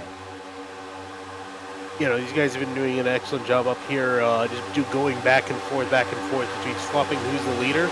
And I'm just genuinely amazed we didn't see any incident out of that, because they were fighting like it was the last lap of the race, and we, again, like you said, just eclipsed halfway now, so still got half the race left to go. I starting to see some stragglers near the back. I don't really know they're necessarily making a definitive second pack, but they're just keeping in tow, and I think they're going to try to avoid, like you mentioned earlier, make sure you don't drop back too far. Yeah, it starts with the number 12 of Shane Abbey. And it looks like they are beginning to form, I guess what you could call a second pack, but now Shane's going to drive right back up to him, so I don't think that was an intentional split. Oh, he's going to have a head full of steam. Nowhere to really go, though, unless he wants to make a third lane happen, which I really think you want to do at this point in the game. Look at the speed of his line. Almost 200 here, and I think he broke 200 for a moment, but then has to lift. That's a 10-mile-an-hour difference into turn 3 for him. Yeah, big lift. That's the fun thing. Again, these cars, the end of the Gen 6, that package, it was so hard to keep your place in line and get it sucked back up to the car in front. But now it's so easy. You just get in behind. The car punches a huge hole in the air and able to get a really solid run. And that's what makes this so interesting, because you can build these nice runs. It's very variable, very unpredictable, especially when you get to the top of the field, unless you have these guys single file like they are now.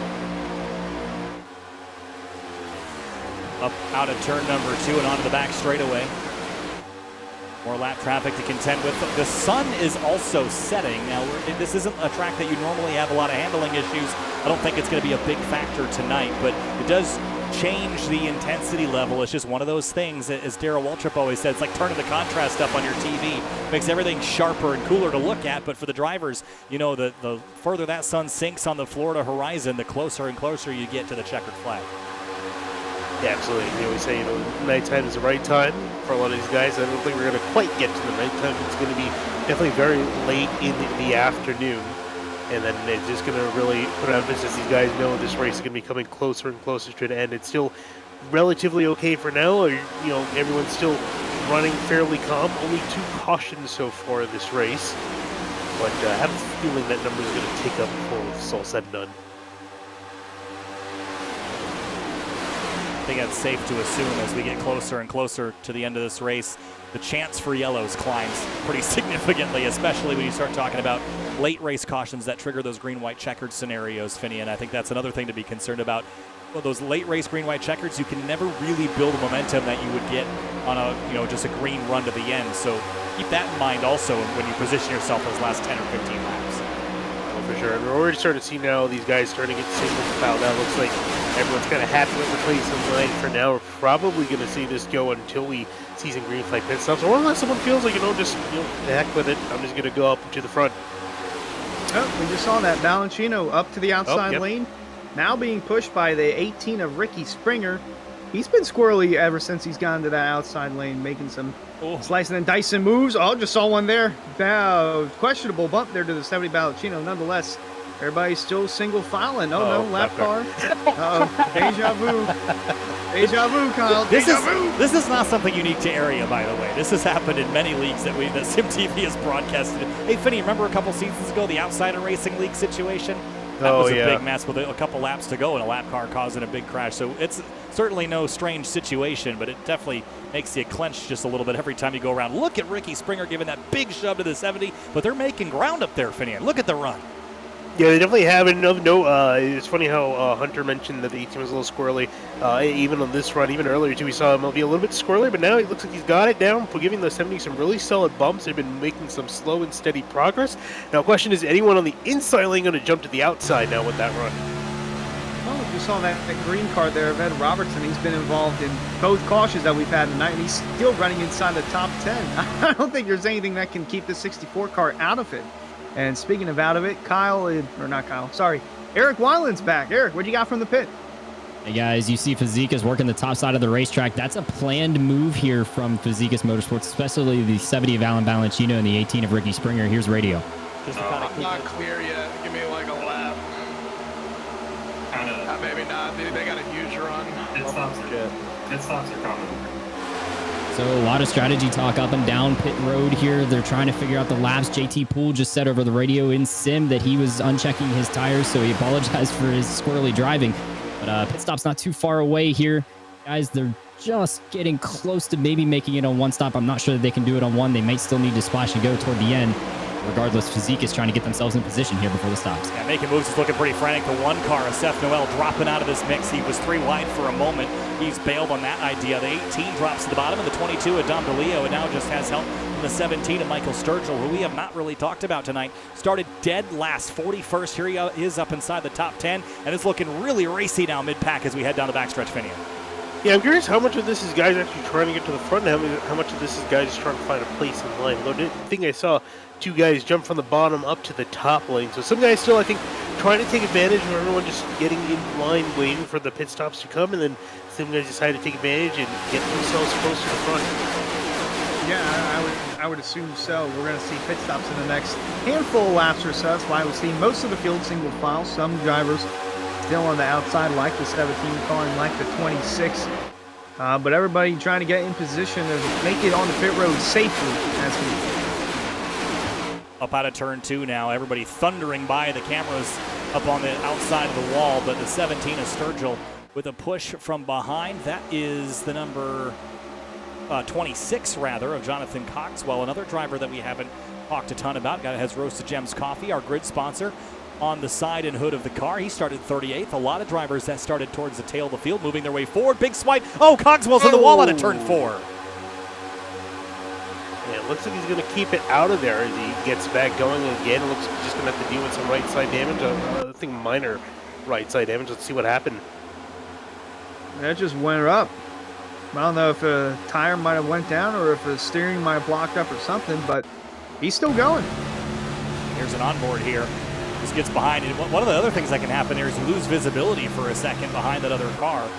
And if you're behind in the steering just a little bit, you can really quickly get yourself out of that arc and end up tagging the outside wall. But he's got some pretty significant damage here. And everybody now, look at this, single file on the bottom of the racetrack. Pit stops are very close and impending here as they roll out of turn 4. And from the sounds of it, with some guys potentially blow some fuel mileage, maybe even a splash, you're going to see probably most people pitting at the last possible second. What that means is that pit lane can be a very, very busy place in just a short amount of time. We got the snake method going down. Everybody and their mom on the single file line down on the double yellow line, being led by none other than Jake Nichols. He's been the dominant force of the day and has led most of the laps here by far, 49 of the 61. Now, talking about the championship, we mentioned how important every point is. Leading the most laps in this race, he just needs to lead 2 more. He's got that locked down. Yeah, you could argue he's probably already got that locked down with a few other guys being up there near the front, but it just showing really how solid his day has been. 49 out of 61 laps led, and that's assuming that he's going to continue on this dominant form. Another lap car going by on the top now, plenty of room for everyone down on the bottom. I'm just curious to see who's going to be the one to strike the hammer and who's going to be coming down first, and how many guys are going to be coming down first in that first wave. It will be interesting to see when and where that does occur. Looking through the chat, I want to give a thanks to Splash and Go Live for donating $10 to the American Red Cross. Once again, all donations made to the American Red Cross are going towards those in relief for Hurricane Ian, the hurricane that ravaged through the Florida area, especially at the Daytona International Speedway in real life. Most of the track is flooded. Some of the banking is washed away on the outside of the racetrack, but thinking about all those affected from Hurricane Ian, and once again, all the donations in the chat going to the American Red Cross to those in need. Take a look at Ryan Hart's running third with the Rick's Hot Sauce car. Fans, be sure to check out rickshotsauce.com for some of the best hot sauces made locally in South Florida. Be sure to follow the Rick's Hot Sauce Rookie of the Year battle in the Area Cup Series and see who will take home the $100 prize as the highest finishing rookie in the points standings. By the way, we should also mention that this race is $50 to win. Finian, you throw some money down on the table, it will make people do almost anything in the closing laps of a race. Yeah, I'm sure a lot of these guys are willing to just try to do their best to win this race without having money in the line. You throw $50 someone, throw $50 out to someone, especially for winning size. Oh, that's going to be that much more sweet for some of these guys to win it. And you're going to see, like you mentioned, you're going to see a lot of guys do some crazy moves, pinch in the last few laps to get themselves in a position to get those $50. $50 can buy someone a really nice New York strip. Well, the thing I like about money races, right, is there's no real risk here at the end of the day. Like, you're not taking the impacts to the safer barrier, so people will just flat out dump you for $50. I would flat out dump you for $50. For some racers, $50 is a lot. That's a lot of money. That's like the $1 million All-Star race to someone who just runs iRacing all the time. So that's definitely a consideration. We got a little bit of split strategy going around the lap car here, and here comes the 09 as Senesac, and he's going to bring more with him. It looks like David Weishart's going to pull off. Yep, that's actually teammates Weishart and Senesac. Don't think that was choreographed to go that way, but nonetheless, it does start green flag pit stops, and we got the 13 of Player down on pit road as well, and looks like the 5 of Grant is in also. The 45 is Simon finding making his way down pit road. Going to see a lot of, probably a lot of splash to go, maybe some tires. I mean, I'm just too surprised we see, you know, some guys just taking right side tires. I feel like you might as well with the amount of fuel, because you're going to be filling this thing up to the brim and then some to go all the way, and then just kind of assuming that if we get a late race caution, you have an extra for some green white checkers. But come down now out of turn 4 again. We see more guys coming down. Yep, 2 guys in the middle of the pack. Yep, look, that's the 27 and the 1 and the 28 and the 17. Look out, don't speed on pit lane, Finian.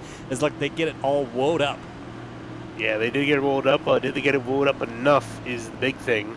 That's always the issue. You come down flying down pit lane, you got to slow down very quickly, and these brakes, let me tell you, they are not good. Oh, Beckner! Yep. Beckner's slipped through his box.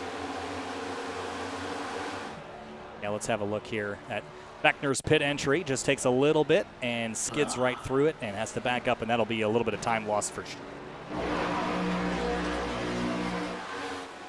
Out of turn 4, here they come again. Jake Nichols leads the pack. Any more takers this time? Here they come. Nichols, JT Poole, big slide from the 11 of Jordan Martin. He's going to lock up that tire. Can he get it slowed down? Boy, that was quick, but I think he got it done. You better take right side, because that right front was locking up big time. Oh, the cone went flying. Someone hit the cone. That might be a penalty. It could be, certainly, but all right, now that turns the lead back over to Alan Ballacino, Ricky Springer, Dom DeLeo, and looks like Greg Mitchell is tucked in there in the back here, Finney, as they head down the back straightaway. Starting to run out of drivers that have not yet pit, but here's the good news. If they made it this far, they should be able to make it to the end, right? The keyword is should be able to make it to the end. We have to really see. It really depends on where you're going to be running in the pack. If you're going to be running near the front out in clean air, you're going to be burning a lot more fuel than the guys who are sitting in the pack and, you know, modulating the throttle and not on it 100%. Here comes Alabama Chino leading down a pretty sizable group coming on down. The 18 as well, splitting him 3 wide. Ooh, and the 22 just gets the slow down time. Yep, might be the last of the main guys to come down pit road. Might be a couple more that we haven't seen yet, but so far the 12 of Shane Abbey leading the way. 12, the 4, the 9 of Matthew Bell. Here's a driver we haven't talked about. He just kind of snuck under the radar most of this race. I don't even think we've looked at this car yet. The number 9 of Matt Bell in the Logitech Ford Mustang.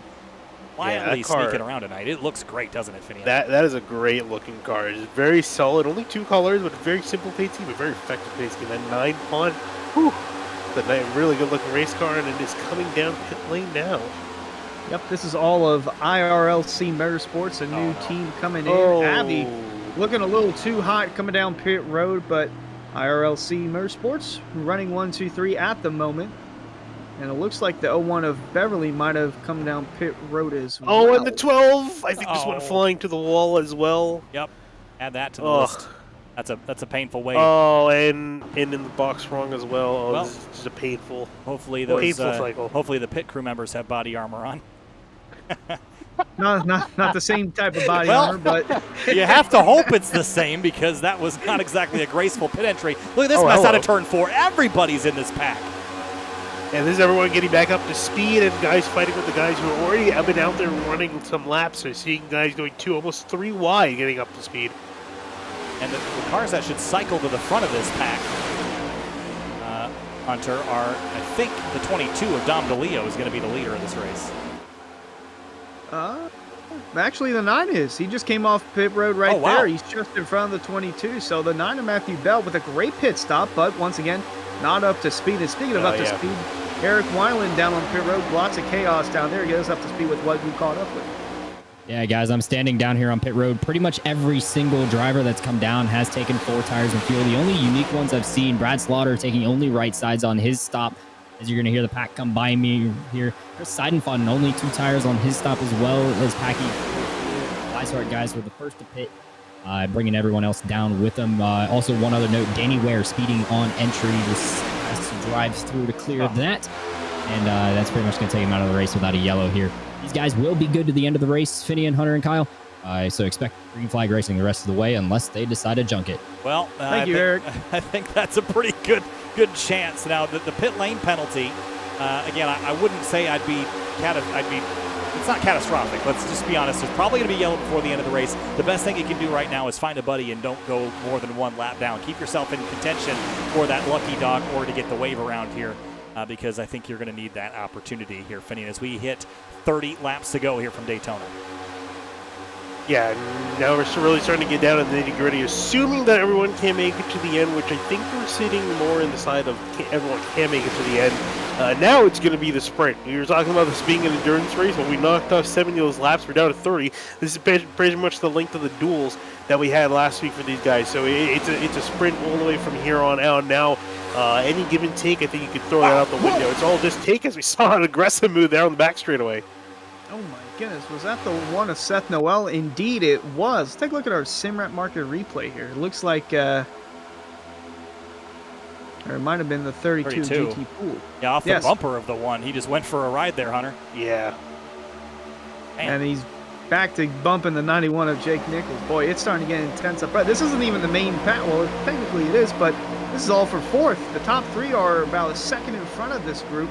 And it's all Physicus Motorsports guys, an affiliation also with Ricky Springer. So the Leo Springer and Balancino currently the top three. Meanwhile, the battle for fourth continues in that pack right behind him. I like what's going on right now with the front three. DeLeo, Springer, and Balancino, they are making up ground on this second pack. They're going to be fighting kind of nose to tail here and side by side. If they continue to do this, they're going to lose a little bit of ground. A three-car pack, Finian, is fast enough to make lap time here. Two cars, maybe not so much. Three, you can make up really good time. So as long as those front three stay nose to tail and work together like they have been, it might be tricky for the second pack to catch them, especially if they can't agree on who should go first. Yeah, and they're really, the second pack, they kind of will have to have a little bit of a gentleman's agreement for about 10 or so laps, or maybe try to make some inroads. Until they can catch around a second back from that leading pack, they might be able to get something, and then they can start battling from here on out. But this leading group, they're doing a great job of managing the gap at just over 2 seconds. It hasn't been decreasing, so this top three, if they can just make sure to just get themselves single file line, no mistakes, no issues, not trying to fight each other. Obviously, I don't think that should be too much of an issue because they are teammates. They should be able to go pretty quick and keep that lead. Yeah, lots of chaos going on here. And speaking of chaos, Eric Weiland back from pit road got more chaos for us. Yeah, I managed to escape the noise of pit road once again back here in the media center. But again, scanning drivers' radios. You know, super speedway racing, guys, can sometimes be monotonous, and that it was the case for Danny Ware there. So just to clarify, his speeding penalty came on pit exit. He was actually only 2 miles per hour over. He hit 62 there on the exit. Couldn't go much up over 60 on pit road here at Daytona. And I got a radio here for you guys. If you give me one moment to find it. Here we go. Here's Danny Ware just 2 laps before he came down pit road. Yeah. Guys, I'm checking the phone again. Oh my God. So Danny having a little fun out there, but maybe just lost the focus for just a moment. Now, obviously, that was before they came to pit road. Coming down pit road, getting off pit road, just maybe lapse of focus right there that cost the 0 a chance at winning the race without the help of a yellow. And then, oh my God, you heard was from Ryan Swan. That's probably what he's saying right now. Wow. There were 3 wide in front of him. Jordan Martin, he might have clipped the wall there, there, Kyle, but Martin getting shuffled out, and Ryan Swan, there he is in 19, heading back with him. Yeah, he did get in the wall there in the middle of turn 1 and just kind of got put 3 wide and ended up scraping the fence. If you're going to either scrape the fence or scrape your competitors, I choose the fence every day. The wall isn't going to jump back at you. If you hit competitors, they probably will. So it's one of those things that you got to choose the lesser of 2 evils. If you're going to hit something, hit the thing that's not going to bounce across the racetrack and smash into more people. You actually see also, too, with that incident happening, the outside lanes pretty much disappeared. Everybody getting back down on the bottom. And now you can see they really are starting to catch up to the guys up in front. Gap down to 1.3 seconds back from the overall leader. And they're about a second back from the 3 of Balancino in general. So they're going to be catching up pretty quick. And I would say with them being single file, they have enough might have enough momentum to just swing around the top 3. Yeah, I think there is a gentleman's agreement amongst this big pack behind the top 3 and saying, hey, we're not going to go anywhere. We're still door to door. Let's all get single file. Then we can go door to door once we get back up with them. And they are closing in. I believe they're within the draft of the top 3, and things are about to get pretty intense up here for the Fazekas guys. I'd say so. 24 laps to go. The intensity is ratcheting up here at Daytona International Speedway for the Area Cup Series. We're clicking down the laps here, and look at the block from the 70 up the racetrack on the 5, through a huge block to try to keep everybody in tow, and now everybody scatters behind him as they hit turn 1, Finian. Yeah, I was wondering what they were going to do, because I had a feeling that they were going to try to throw a block, spread out, fan out, to keep those guys, because obviously they had way more momentum and should have been able to easily blow on by. Valentino, an aggressive block. I'm genuinely amazed that wasn't a wreck there.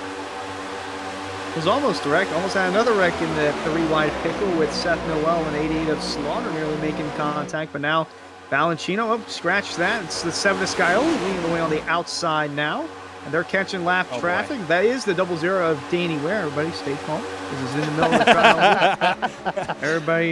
Everybody relax. Hold your breath. Squeeze through the middle goes the 5 car of Garrett Grant, and the 9 car of Matt Bell follows through as well. Lap 78, we continue, but the intensity is ratcheting up so fast, so quickly. Finian, I could not believe we made it through that particular lap. Look at all the movement from the 18 on the bottom. He's way sideways out of turn 2. Yeah, it looks like he's trying to give the 7, not the 7, give his teammate the 22 a shove, but just can't quite get there, can't quite get connected. However, their teammate, the number 7, is giving a huge shove to Scioli up in front now. Yeah, this is not what Fazekas expected, because now they're starting to fade on the bottom. Everybody on the outside starting to move forward, but they still have the 70 of Valentino. The 7 and the 5 are in the middle of that. They were teammates last season. Now they're on separate teams as the 5 goes to the inside, trying to get some help from the 22 of the wheel heading into turn 1. Yeah, Garrett Grant has been making big moves all night long. So has the number 3 of Ryan Hartz. You give those guys a clear lane on the bottom of the racetrack, and they will do that elevator move top to bottom every time. As we come out of turn number 2, we're closing in on 20 laps to go, and things are going to continue to get wilder and wilder. If you thought this racing wasn't good already, it's about to get more crazier. Look at the 1 car jump to the outside lane and join the party up there, Finian. Yeah, trying to join the party, trying to make some things happen here. And now the 5 of Garrett Grandy's coming back with the Fazekas guys, 22, the 18 at least on the bottom. I was a bit surprised. I was expecting to see the 70 Valentino dive to the bottom and control that bottom lane, but it looks like he's happy with Scioli being in behind Scioli on the top. Looks like he's trying to stay in a comfortable position here for Fazekas Motorsports. Although it is race 1 of the season, you got to think about points not only for yourself, but for the team as well. Want to get the best result for the team. And they're starting to catch another lap car down the back stretch. This is fun. This is fun. This is good. Everything's going great. Well, we're 20 laps to go next time by, and I don't think we can guarantee that for all that long. No. Look at the 70 and the 7 giving a huge shove on the outside lane, Finian, as they hit the banking in turn 3.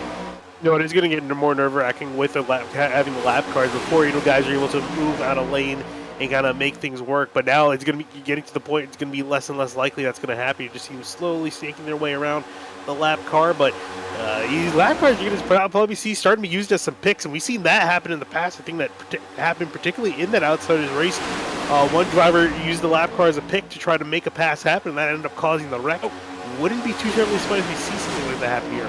Also bouncing off the wall too. Sorry, Hunter, as the 37 car hit the fence through turns 1 and 2 there, Hunter. Oh, we got 3 wide. Nope, Weishart making it 3 wide up the middle. Valentino now in the sucker hole. Well, he's got the 1 of Seth Noel, and we already know what he's capable of, making aggressive moves and bumps, so that's going to go as expected. And they're still door-to-door for the lead. Scioli on the outside, Grant on the bottom, 2 rows of 3 wide in the back. Out of turn 4, 19 laps to go this time by, and of course the pressure is building. When is that cork going to pop? The 88 has nowhere to go. He's in the middle now. The 1 car has no help going forward. Finian as they head to turn 1. Scioli leads the way. We hadn't talked about him all day long, but here he is with 19 to go, leading the top spot. Whoa! And you see the 1 and the 1 and I'm trying to see who that is. Can't see because it's too blurry on my screen. The 88 is Slaughter. 80. Oh, okay. I thought it was the 88. Couldn't quite tell what the way the font is. Yeah, but Slaughter almost dooring the 1 there in the middle of the corner, getting really close. I was curious to see when we're going to see that 3 wide happen. Finally has come out. Is it going to last, though? Actually, as I say that, you go back to 2 wide. But how about Brad Slaughter? I haven't really seen a whole lot of him since the start of the race.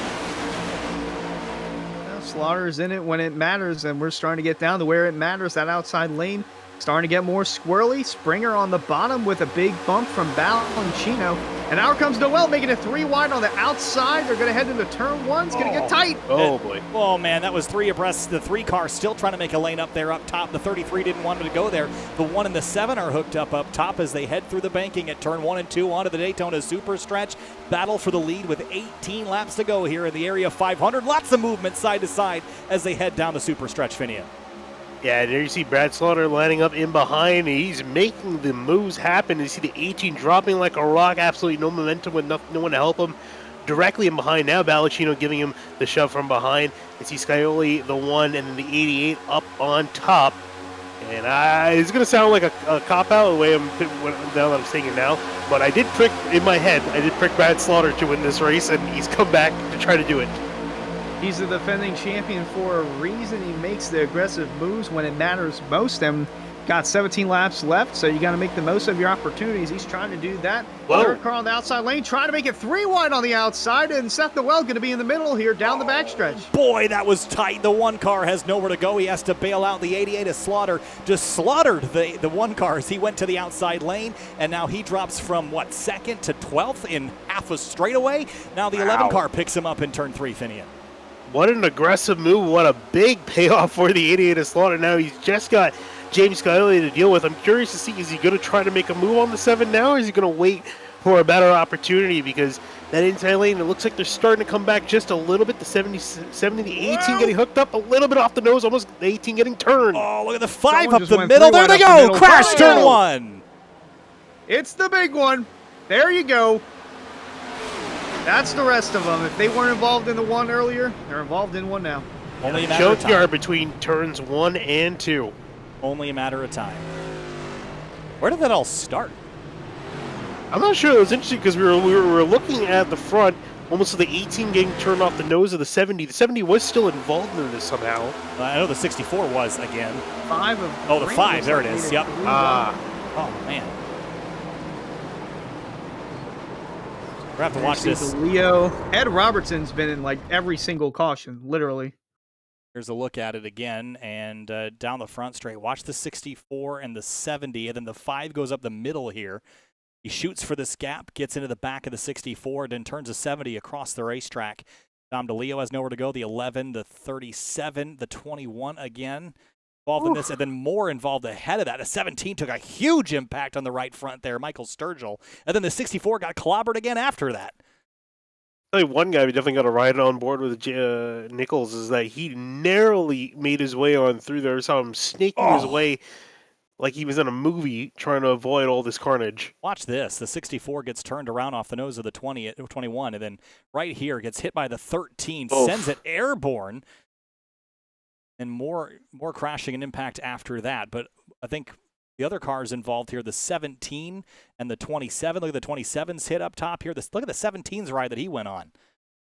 Just so many cars taking big hits here. Watch this. Bam! Right front, then gets hit again. Man, this is a wild ride. Let's ride on board first. Rolls over from the banking. Yeah, let's watch right on board with the 17, and then who was the one that you mentioned? The 91. 91. There he is. Well, right. Oh, actually, this. Yep. Oh. Off the rear of the 91 is probably what we want to watch. On board Jake Nichols. And there's the start. Ooh. See ya. Oh. Got a little bit tag on the wall at the end, but he somehow was in the exact right spot. He had guys in front of him wreck, he had guys in behind him wreck, and he was just narrowly able to escape. Man. Gone. Get down, Digger. Woof. Oh, Digger. Hopefully Digger's okay. I'm hoping. All right. Okay. With all that out of the way, Eric Wineland is now standing by. Hey guys, down here on pit road, everybody that's down here is pretty much getting damage fixed. It's not a lot of urgency for any sort of fuel. They were good on fuel after that last green flag stop. A couple tire stops here and there, but most of the guys just fixing damage. We've got stops already up over 30 seconds here on pit road, but I did want to report that as that wreck happened, here's some radio from the David Weishart Racing team. Good stuff, boys. That's what I'm talking about, boys. Good stuff. So, as you can hear, the David Weishart Racing team, Brad Slaughter, David Weishart, Bryce Sedesack, Chris Seidenfon, and James Scioli those cars happy with what happened there because they had just made that move on the top lane, as you guys documented, hanging out Seth Noel, and then the wreck happened just half a lap later. Things happen fast here at Daytona. Now, here's what we're setting up for. We talked about this in the pre-race, Finian. You have a caution pretty late in the race that sets you up for these chaotic 12, 10, 8-lap runs to the end. We've had 3 yellows so far. I don't think we're done. No, I don't think we're done either. With you know, just coming off a big wreck, coming down to the end of it, like you mentioned, there's just so much on the line, and you're not going to have a whole lot of time to kind of get yourself organized and kind of settle into a rhythm, because we're only going to have, 13, 12 laps to go by the end of this race. So you're going to have to get going, find a lane, try to get yourself, if you're in the back, you have to try to find your way, snake your way on through to the front if you're not already there, and then try to make something happen. It's a lot to do. It's going to be a very chaotic restart. I would be genuinely surprised if we get to the end in one green flag run. I feel like we're going to see another caution before this is all over. Might see 2 more cautions. With the way the aggression level is going to rise here, like we're going to have 12 laps to go when we go green, and we've already seen what they do when they go 3 wide. I think we're going to see more of that. Also, down in the chat, want to give a big thanks to James Shanewolf and Alan Elwood donating to the American Red Cross and hurricane relief for those affected by Hurricane Ian. That's $70 of our $100 goal. So thank you to Splash and Go Studios, Elwood Blues, and Snaggles83 for your donation. All right, as we get geared up for this restart here, we'd like to take a moment to thank Area iRacing.shop and have you head over there. Fans, be sure to check out Area iRacing.shop for merchandise to represent your favorite driver. Shop from our selection of t-shirts, sweatshirts, hoodies, stickers, and more at Area iRacing.shop. All right, getting set up for a 12-lap run to the end. 2 cautions was a very specific prediction, Hunter. I have a feeling that you've seen a thing or two with this group here, and we've seen wild racing so far. So, Hunter, predictions. Do you have a favorite out of this group? I'm sticking with my gut of Bryce Senesac, but keep an eye on the 18 of Ricky Springer. All right, as they roll through turn number 4, Finian, briefly, do you have any pick? I'm sticking with my picker, Brad Slaughter. He's been doing a fantastic job. Just got himself up near the front and just in a perfect position to make something happen. All right, I might be picking someone that's a little too obvious, but I think that 91 car has done a great job avoiding the wrecks. Led a bunch of the race. He's a reigning champ. I think he's got what it takes. Green flag here. 12 laps to go from Daytona.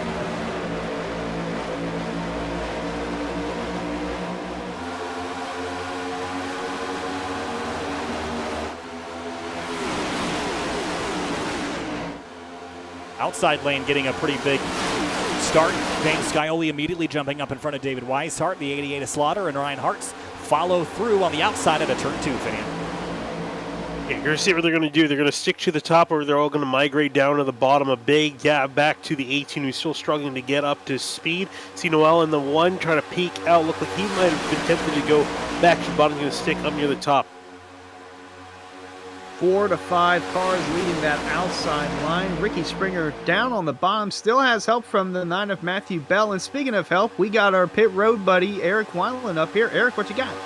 Hey, I got one more good one for you guys right as we get back green here for the end of the race. Solar Flare Racing, although some of them have faced adversity tonight, had a good quote here from the radios. They were getting ready to come back to the green. It's almost the nighttime. The nighttime is the right time.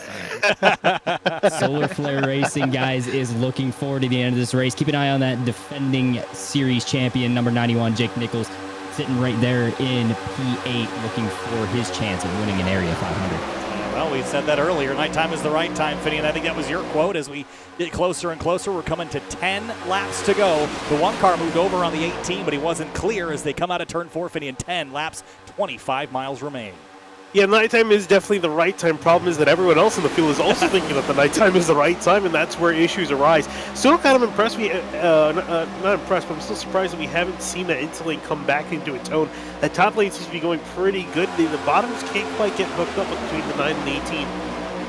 Well, the bomb's going to get formed up here in a moment when some of these guys from the outside, they're going to have to get around the leader, and the only way to do that is going on the bottom, because if you go to the outside, you hit the wall. And speaking of the inside, there comes Jake Nichols in the 91, ready to lead the charge. Yeah, I like that move from Jake Nichols. He's been super strong out front tonight with a big push from the 18. This is the kind of car they needed, someone that's got the experience poking their way through the field. Look at the run out of turn number 4 now as they come to the start-finish line. 9 laps to go in that bottom lane, gaining momentum at the right time. And meanwhile, the 45 is Seidenfein and is stuck in the middle trying to find purchase up front, Finian.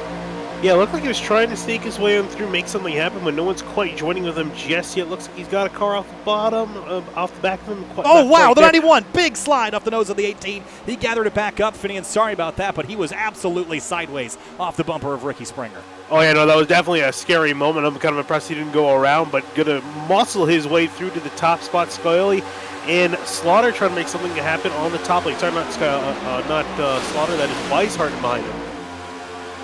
Man, massive moves being made here. Everything's starting to get dicey the closer and closer we get towards the finish. Saw it there with the 91 of Nichols, holding it straight, but Scioli holding his own as well on the outside with a big push.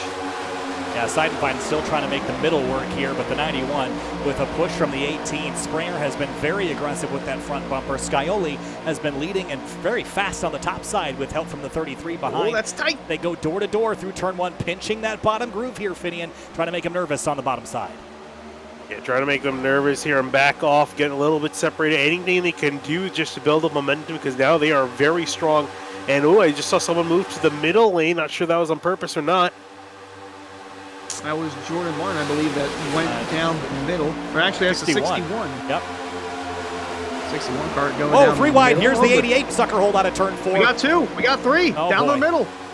Here they go across the start-finish line. We're 4 wide for a moment with the 28 sneaking on through. 7 laps to go as we hit the final laps here at Daytona. Yeah, there's a lot of second guessing. It looked like some people were trying to get him behind Slaughter and probably try to push him to the front because they know he's good at what he can do, but then they second guessed and just saw that he was losing way too much time and backed out. So there's a lot of snaking back and forth between the lanes, and it looks like they're back too wide.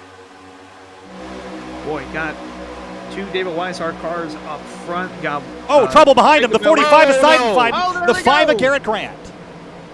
Now that's to the inside. Well, the caution's out, so forget that. But we're gonna have another restart here, boys, and boy, I'm ready. The caution just happened. I'm already ready for the restart. Well, let's go back and see how this one formulated. It was the 45, I think, trying to split the difference.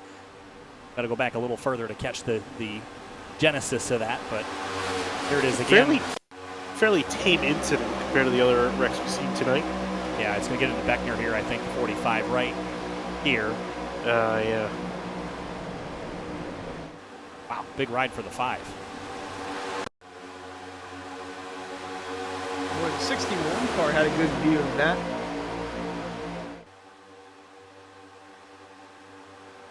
And just hip check and around they went. Good job by the others to gather it back up. Let's ride on board with Hunter. You mentioned the number 61 of Bronson Stafford. Bronson Stafford. Remember the name Bronson Stafford. After this, front row seat to all this. Woo. Whoa, man! I think he just saw his light flash before his eyes, and he got very lucky he didn't get turned in behind as well. How about that? All 3 of those cars that were spinning just you can fit a length of a piece of paper in between the 2. Speaking of piece of paper, Eric Weiland, what you got for us? Yeah, absolutely, guys. Just a couple notes here from Fazekas Motorsports car 70, Alan Balancino. Here's an update on his car after that big one. My wheel's 45 degrees to the right and we're digging. So not a good situation down there for the 70 for the remainder of this race. Meanwhile, just before the yellow came out, here's radio from the David Weishart group. 18's gonna get hot. I'm gonna get hot. That was just before the yellow, guys. So these guys gotta pay attention to their engine temps for these final few laps as we're closing in on the checkered flag. Run it till it blows. 5 to go. I'm running it till that thing blows up. So here's the real question, though: is how long, Finian, can you run these next-gen cars until they blow? I mean, it's probably more than a couple of laps. I say at this point you're probably good as long as it's cooled down under this yellow. Yeah, that's what I think what a lot of these guys are just going to try to do is just get the engine to cool back down for these final push. I don't think it should be too big of an issue coming back to the green. These couple pace laps, just getting that nice, fresh, cool air to the engine. Now you're just not pushing it and be separated from one another. By the time you get back green and the green flag, I think you should be able to just get up to behind someone and just kind of push them all the way around. What do you think, Hunter? Well, I think it's going to come down to whoever has a bad block. Whoever has a bad block is going to end up taking themselves out, going to take the guy who's trying to pass them out. I just think we're going to get a random winner out of all this. I really think bad blocks we're going to have like a 2012 Xfinity Series finish sort of effect. Someone from like mid-pack is just going to stroll on through, bob and weave like Lightning McQueen, and just come through as the victor. Was that the race that Buescher won? Yes, indeed. What position was he in coming out of turn 4? I think like 11th or 13th. All right, well, I'm liking Alan Balacino then, I guess, in that case. Even with the wheel 45 degrees to the right, he's still going to find a way to somehow. As long as the car is able to like go somewhat straight. Look at this. I think you should be okay. You can see in the cockpit here that the green mark I'm going to paint here, that's the tape on the wheel. And yeah, that's off by, I'd say about 45 degrees if my angles are correct. Didn't do great in geometry, but... You just act like you put in that offset to begin with, then you should be fine. Turn right to go left. Yeah. All right. Lights are out atop the safety car. Means next time by we're going green. This is not a green-white checkered attempt. This is 3 laps to go, a natural 3 to go. And Hunter, we got 1 attempt at green-white checkered? 1 attempt at a green-white checker, and like you mentioned, this is not an official green-white checker. This is just an unofficial green-white checker if we do get to that case. Looking through the Twitch chat, we just reached our goal of $100 raised for the American Red Cross and relief to those affected by Hurricane Ian. I Am Remix donated $30, and speaking of $30, Eric Weiland's back. What you got for us, Eric? Well, you didn't need to introduce me there, but I appreciate that. I did take home $25 from the preseason opening race with the area shootout, so thank you for that, Hunter. But no, here's some radio from Sky Motorsports just after that wreck. Oh my god.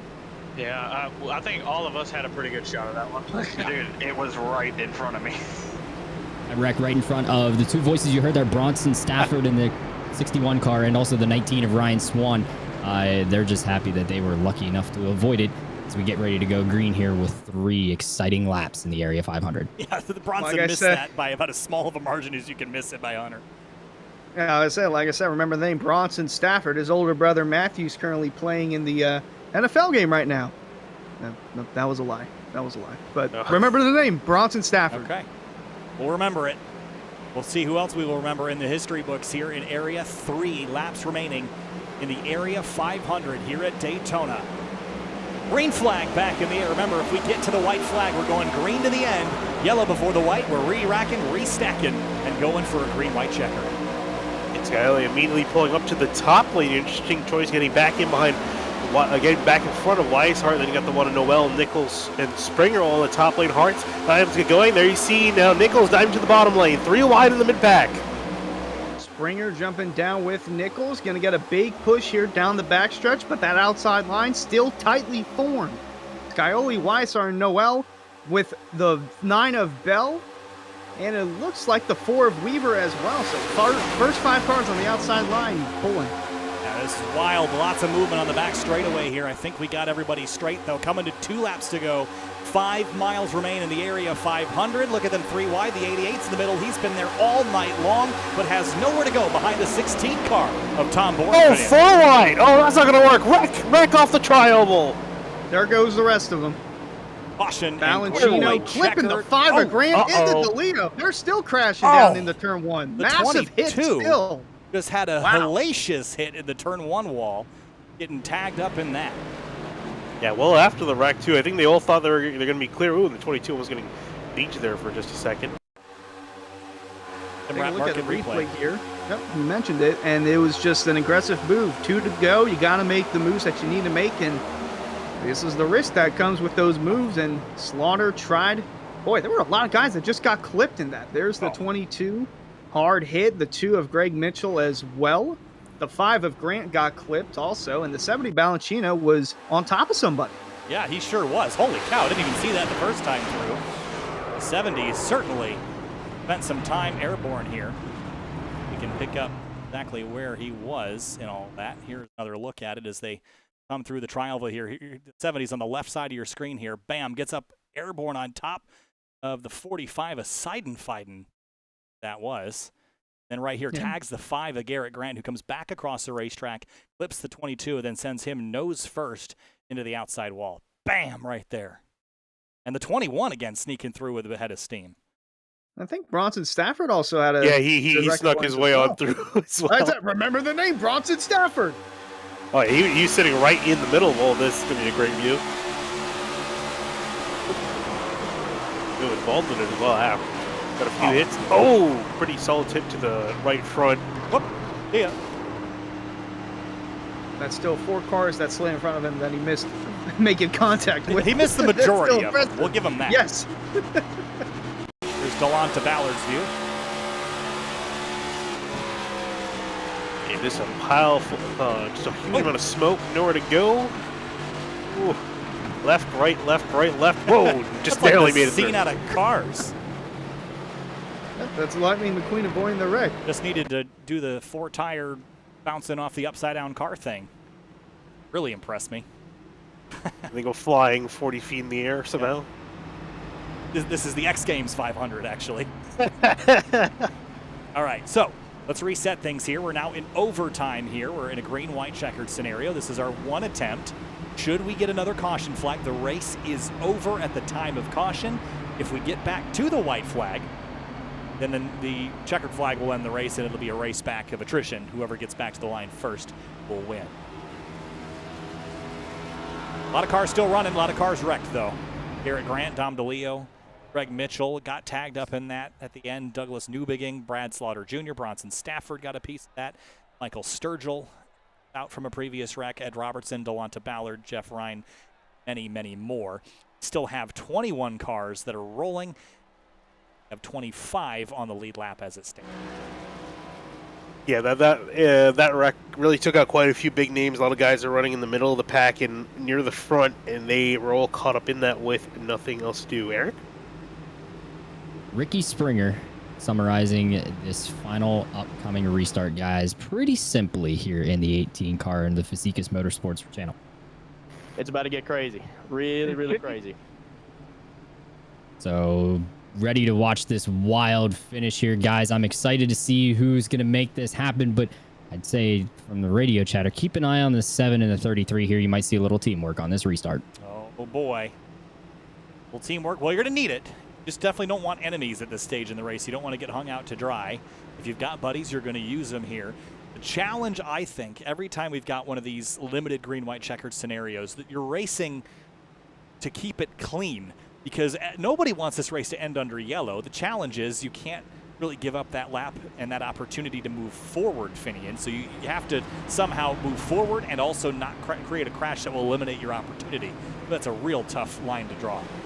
Oh, it absolutely is, and you got to manage that aggression. Like what you say, you got to manage that aggression with just finding the opportunities, kind of hoping you get the opportunities, and then just making the most out of it. I mean, if you're a guy sitting outside the top 10, it's unfortunate, but you're kind of out of luck by naturally getting yourself to the front, because no one's going to give you any room. They're going to block you at every single chance they can get, while also moving themselves up the order. So you just gotta, if you're behind 10th, I would think you kind of just have to hope that the entire field wrecks, and you gotta, just pull a Chris Buescher, like we're talking about Daytona 2012, and then just find your way up, hopefully to the front if there's a wreck on the final lap.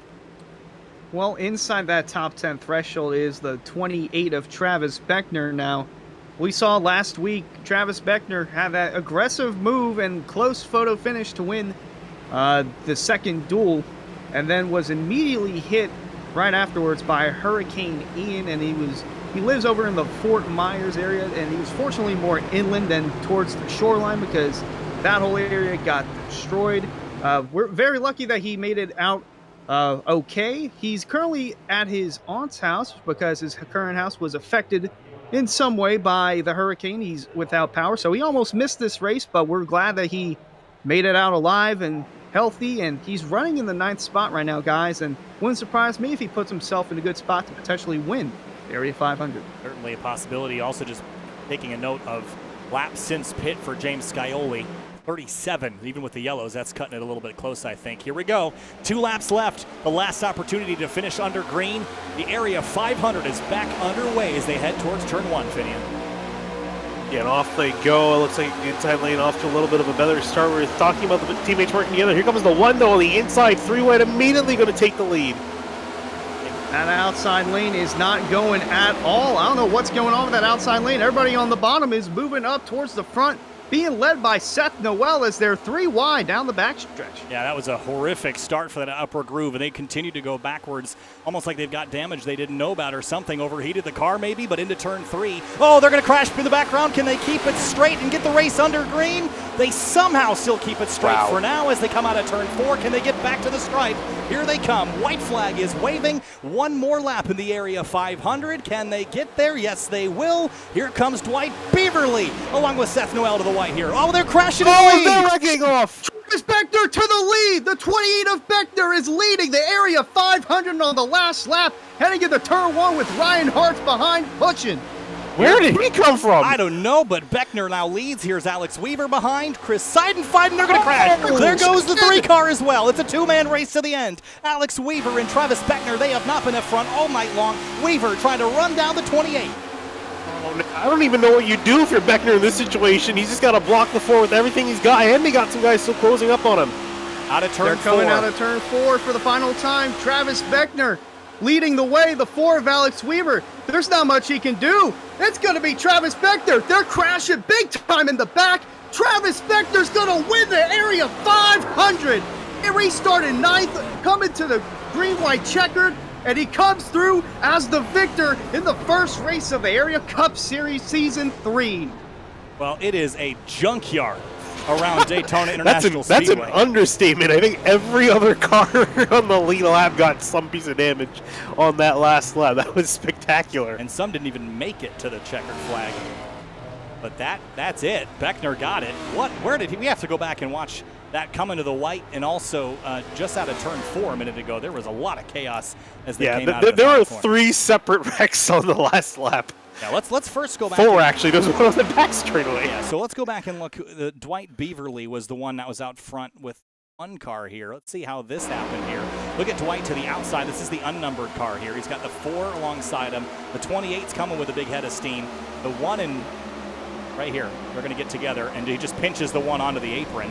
Ooh, that was a nasty hit there. Wow. And then, as we move back forward, It's going to get tight right here with the 41, the 45, and the 3 of Ryan Hartz. yeah, so again, we'll have to look at this from up above and a little bit slower because there was just so much going on here. But watch the 45 and the 4, and the 41 on the outside here. Here, the 45 is going to tag the 3, which bounces into the 4, back across the racetrack, and then he's going to clip just misses the 41, but I think the 41 and 45 are going to have it coming together. They managed to, I think, keep it straight for most of the remainder of this lap. But then out of turn 3 and 4, that's when things really start to pop off. Obviously, the leaders stay nose to tail, but behind them, Jake Nichols in that pack, they just have so much momentum coming. 3rd and 4th, they really have nothing. And they all just kind of merge in the 1 there, kind of like what we saw with the shootout. Oh, they all merge my in the 1 gosh. and they just start running over each other back here. Who was that took that hit? I don't know, but he definitely needs a trip to the infield care center It was the after 20 that. of Brandon Zimmerman. Watch this as they come through turn 4. Watch the 20 car. Right here, the 7, the 11, the 19, they get together, and then watch this just right hook from the 9 of Bell. Bam! And then watch the 9 car come back across the racetrack. He gets clobbered in the door and airborne. Wow. But then the 22 again takes another nasty hit to the inside. Yeah, the 9 almost doing a flip. That was pretty crazy. 2 really solid hits there. And watch the 22 back across the racetrack and just more carnage. And Eric Wineland, he's got some audio from the exit of turn 4 coming to the white flag. Let's go back and sync that up and get that audio from Eric Wineland. Hey guys, what an exciting finish. Overheating at all. Perfect. Hang on, we got the wrong clip though. I knew that was going to happen. I almost made it the whole broadcast, guys, without pressing the wrong button. It finally happened on the final one. Here, let me get that stopped for us here real quick.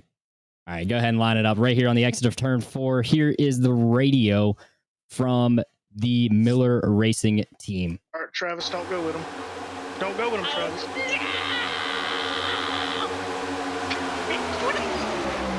Oh my gosh. Down low, coming back up, sliding back up. Well, that was bad. That was just dumb. Go, okay, Travis. Keep going, Travis. All right, run's coming low, Travis. Block it. Chris is wrecking. All right, you only got one behind. On the backstretch. You only got one behind you. Just got to block his Player, run. man, you gotta give me the heads up. Fuck. Gonna cost money. All right, Travis. He's looking high. God damn it. Just hold the bottom. Get out of the way. I just hold killed the bottom. fucking- Hold the bottom. Don't let him go. Reckon out of 3. Reckon out of 4. Block him a little bit. You got it, Travis. Travis won? Here it comes. Here it comes. No, man. Yeah. Travis got the win? So while, yes, Hunter, I did not have the bleep button ready to go, I thought the raw emotion of the win right there would have been great to hear from Travis Beckner. What an exciting finish to the race. What a chaotic finish to the race, guys. I know you guys got the top 3 lined up here for interviews coming up soon, but man, Dawson Miller did a great job coaching his driver home as Miller Racing picks up the Area 500 win via Travis Beckner in the 28. Yeah, that was a wild one. Here's the 18 of Ricky Springer. Thought he was home free, then pow, right at the end, gets clobbered, and then spins wildly. That'll make you dizzy. Oh, yeah. Skids across the line in 8th place. So with all I that can said, say is that the five of Grant has a sailor's mouth. all right, guys, here's a look at your race results. Beckner wins by over 1/10 of a second over Alex Weaver, Tyler Nichols in P3, then Ryan Swan, Andrew Player, Gabriel Ellison, Seidenfeiden, Springer, Newbigging, and Jordan Martin. What do these drivers all have in common? Well, most of them weren't really up in the mix until that very last lap, Finian. Yeah, no, this entire order is completely chaotic just because the sheer amount of cars that we lost due to wrecks all across the entirety of that last lap. So pretty much everyone but the top 2 is kind of where you would expect them to be because everyone else is just kind of scattered about. And looking down the next page here, go ahead, Hunter, as we move on to 11th through 20th. Well, I was going to say the last 2 Area 500s, the winner wasn't leading at the white flag lap, and we saw that again. So make that 3 in a row. There we see kind of where the rest of the field was that was running up front. Jake Nichols got caught up in that. Greg Mitchell, Dom DeLeo had some hard hits. The 9 of Bell was up in the air, almost flipped over. And there's Garrett Grant, Sailor Mouth over there in 17th. And then Scioli and Weishart rounding out the top 20. This is all types of mumbo-jumbo here. Yeah, then looking down 21st through 30th, drivers that got caught up in things. Balacino in 23rd didn't end his race the way that he would have liked. In the 1 car of Seth Noel, you have to feel for him, Finney, and he was battling for the lead and kind of got just shuffled off to the inside. Yeah, it's a really, really unfortunate feeling. You know, he did pretty much everything he could of this entire race, keeping that 1 car up in the front. Definitely had a race-winning car, and you had the win within his sights, or at least a very solid finish. And to walk away out of here with 25th, I'm sure he's gonna be very disappointed. Rest of the order here as we go down: Brandon Key, Culberson, and many, many more out and damaged. But one driver that was not out and damaged was Tyler Nichols, who comes home in 3rd place in the number 41. A lot of dramas there on the closing laps there, Tyler, but you got it done. P3, take us through what you saw those last couple restarts. I mean, I was just trying to stay in line and really be careful first on the first one with like 15 to go. And after the next wreck, I was like, you know what, I'm going, whatever line's going, I'm going. I went top, I followed, and just did what I could to stay clean and stay straight. I got hit on that 1 caution, kept it straight, kept it fine, and it worked out. It seems like with these new cars, the runs are just so big and you have to manage them. When we get to those last couple laps here in a green-white checkered, how desperate does everybody feel around you? And do you feel like you have the ability to move forward and you're just blocked in by other cars, or you're just waiting for the wreck? I think for most of the race for me, I was waiting for the wreck, and then towards the end there, like 11 or 12 to go, I'm still waiting for the wreck because I feel like they're going to wreck again. But I'm also being a little more aggressive at the same time. I think it's really hard to make moves though, just because it's really top and bottom centric. Like you can't make a move in the middle on your own, like unless you have somebody pushing you behind you, and even then you stall out really easily. So I knew the top has the most momentum, so I rolled with it. And I mean, you gotta fight for every inch because everybody else is going to do the same. And it got sketchy, but it worked out, I guess. Well, Tyler, you're bringing home P3 in the first race of the season. Congratulations, the top 5. We'll see you next week at Chicagoland. I appreciate it. Thank my team, too. They did a great job. All right, thanks so much. We'll see you next week. Moving on now to Alex Weaver, who came home second place in the number 4, did a little bit of everything to try to get around Travis Beckner in the closing moments there, Alex. Well, 12th to 2nd tonight. Didn't seem like we saw you up front a whole lot there, just kind of shuffling around the bottom half of the top 10. But come the 2-3 laps to go, there you are. Come the white flag, you're bouncing off of people down the backstretch, and then bam, up into second place with a shot at the win. What more could you have done to get that checkered flag? I really just needed to help behind in the last corner there. Last green white checkered there, we were trying to coordinate with the teammates to see if we can't get going on the outside, and luckily it just opened up perfectly to run right straight through the bottom there with Seth, and I thought we had a good chance there, but as you've seen, chaos just broke loose right in front of us, behind us, beside us, everywhere. Really not a whole lot more I can do, especially in that final lap, but just really satisfied with this P2 right there. Well, looking ahead to the season, again, only really 12 regular season rounds, so a second place is a great place to start. How confident are you that you can repeat this next week and beyond? Very confident. This is a great start. It's first race in. I'm hoping to continue the momentum throughout the rest of the season, so I'm really going to look forward to it and enjoy it. All right, Alex, thanks for talking to us. Congratulations, P2 here in the Area 500. Job well done. We'll see you next week. Yep, thank you. Moving on now to your race winner, the Area 500 winner for 2022's fall season. Travis Beckner gets it done in a wild and unlikely, perhaps, sprint to the finish. Travis, first of all, congratulations. Second of all, take us through your run to the end there. We heard you're on board your radio from your team there on those closing laps. What a wild thing to see out the windshield, cars crashing, and then there you are leading the way into turn 3. Take us through it. Oh my God, I won. You did. You won. Yeah, I did not know what to do. I was starting 9th on the final restart. I got spun before that 3-wide incident. Didn't get any damage from, well, I did, but not as much as I thought it was going to be. But it was crazy there at the end. I had my teammate Seth Knoll on the inside in the lead, and then I just had a good run, went on the outside, and then the other guy that was on the outside just, I don't know what happened, netcode or something. And they both wrecked, and I ended up coming out to the lead. And two wins. I can't believe I got 2 wins in a row from the duel to here. It was awesome. Well, as we look forward to the season, we were just mentioning to Alex Weaver, there's really 12 main points rounds, 12 regular season races. How about getting a monkey off your back here, getting a win at a super speedway? These are the ones that typically derail championship hopes. I know we're early in the season, round number 1, but certainly this gets one of those bad finishes off the scorecard and puts you up at the top. Yeah, for sure. Is it okay after we do the interview if I can thank a few people? Absolutely. Yeah, huge shout out to my aunt and uncle. They told me to come on over and do the races over here because we just had Hurricane Ian come through. And my dad don't have power still, which is where I usually race. And just everybody that helped out with this. It's been a crazy past few days down here in Southwest Florida. And yeah, also want to thank my sponsors, Collier Cutters Landscaping of Southwest Florida, Rick's Hot Sauce, Palmetto State Army. And I think that's it. I don't know though. But and McConey's Setup Shops. But yeah, it was crazy. And thank you guys for doing the time out of your day to come on up here and do this. Well, absolutely, Travis. Hey, congratulations, man. These are hard to win, especially in the chaos there at the end. You put yourself in the right spot all night long. And got it done here at Daytona. So congratulations, let it soak in, and we'll see if you can repeat it again next week when we head to Chicagoland. Thank you. Thanks so much, Travis. We'll see you next week. Yep.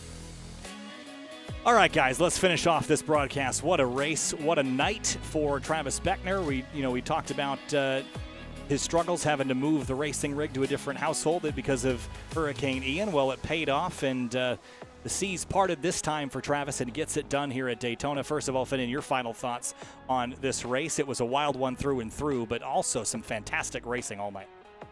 Yeah, really solid stuff. Excellent driving from everyone out there. There were many times I thought there should have probably been a wreck and somehow managed to make their way on through. It just overall it made it very entertaining. Saw some great battles for the lead. It wasn't boring at any point in the broadcast. Even when they were single file, there's always constantly something going on, something to look forward to. So great racing overall. Yeah, absolutely chaos. Kind of what we expected there at the end. Touched up on where the 28 of Travis Beckner was, because I knew that there was chaos coming, just didn't know when and where, but he was inside that top 10 threshold, like you said there, Finian, and boy, I mean, cards just fall right into your favor sometimes, and it fell right into the lap of Travis Beckner, and he can now say that he is an Area 500 champion. Well, certainly it was a fun race to follow, especially with the additional pit lane conversation from Eric Wineland. Eric, thanks so much for doing that. That added a new dynamic to the broadcast with that radio that I have never experienced before. Your thoughts on this race and how dynamic it was from your perspective on pit lane tonight? Yeah, Kyle, first of all, thank you for having me tonight. I very much enjoyed doing this and look forward to the weeks to come with this sort of thing and playing with it. So, no, just incredible racing tonight, up and down pit road, listening to each driver communicate with their team and get themselves set up.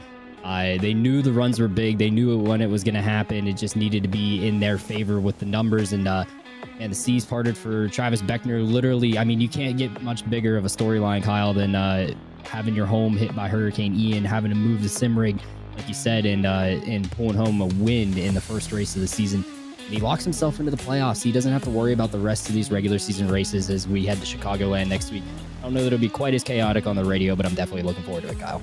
I'm really excited for it. Now, I hail from upstate New York, so Watkins Glen is always my home track. But now that I live in Chicago, I guess Chicagoland's a little bit of a homecoming for me. So we'll see you all next week at Chicagoland Speedway. We've got more Racing Hunter this week, starting with tomorrow night. Yep, tomorrow night, the Area Truck Series. It's Truck Tuesday, everybody. The Area Truck Series will be taking on Daytona. And the Launchbox Series will be taking Daytona as well Thursday night, all at 8:40 Eastern, here on Sim TV on YouTube and Area iRacing on Twitch. And I think that's going to do it here. Thanks, everyone, for tuning in. And thank everyone for donating to the Red Cross and those in the efforts for Hurricane Ian. Kyle, Finian, it was a pleasure being up here. You too, Eric. Thanks for coming along. I can't wait for the rest of the season to kick off. We only did one points race, and I'm ready for more. Let's do it again next week. Chicagoland next Monday. We'll see you there.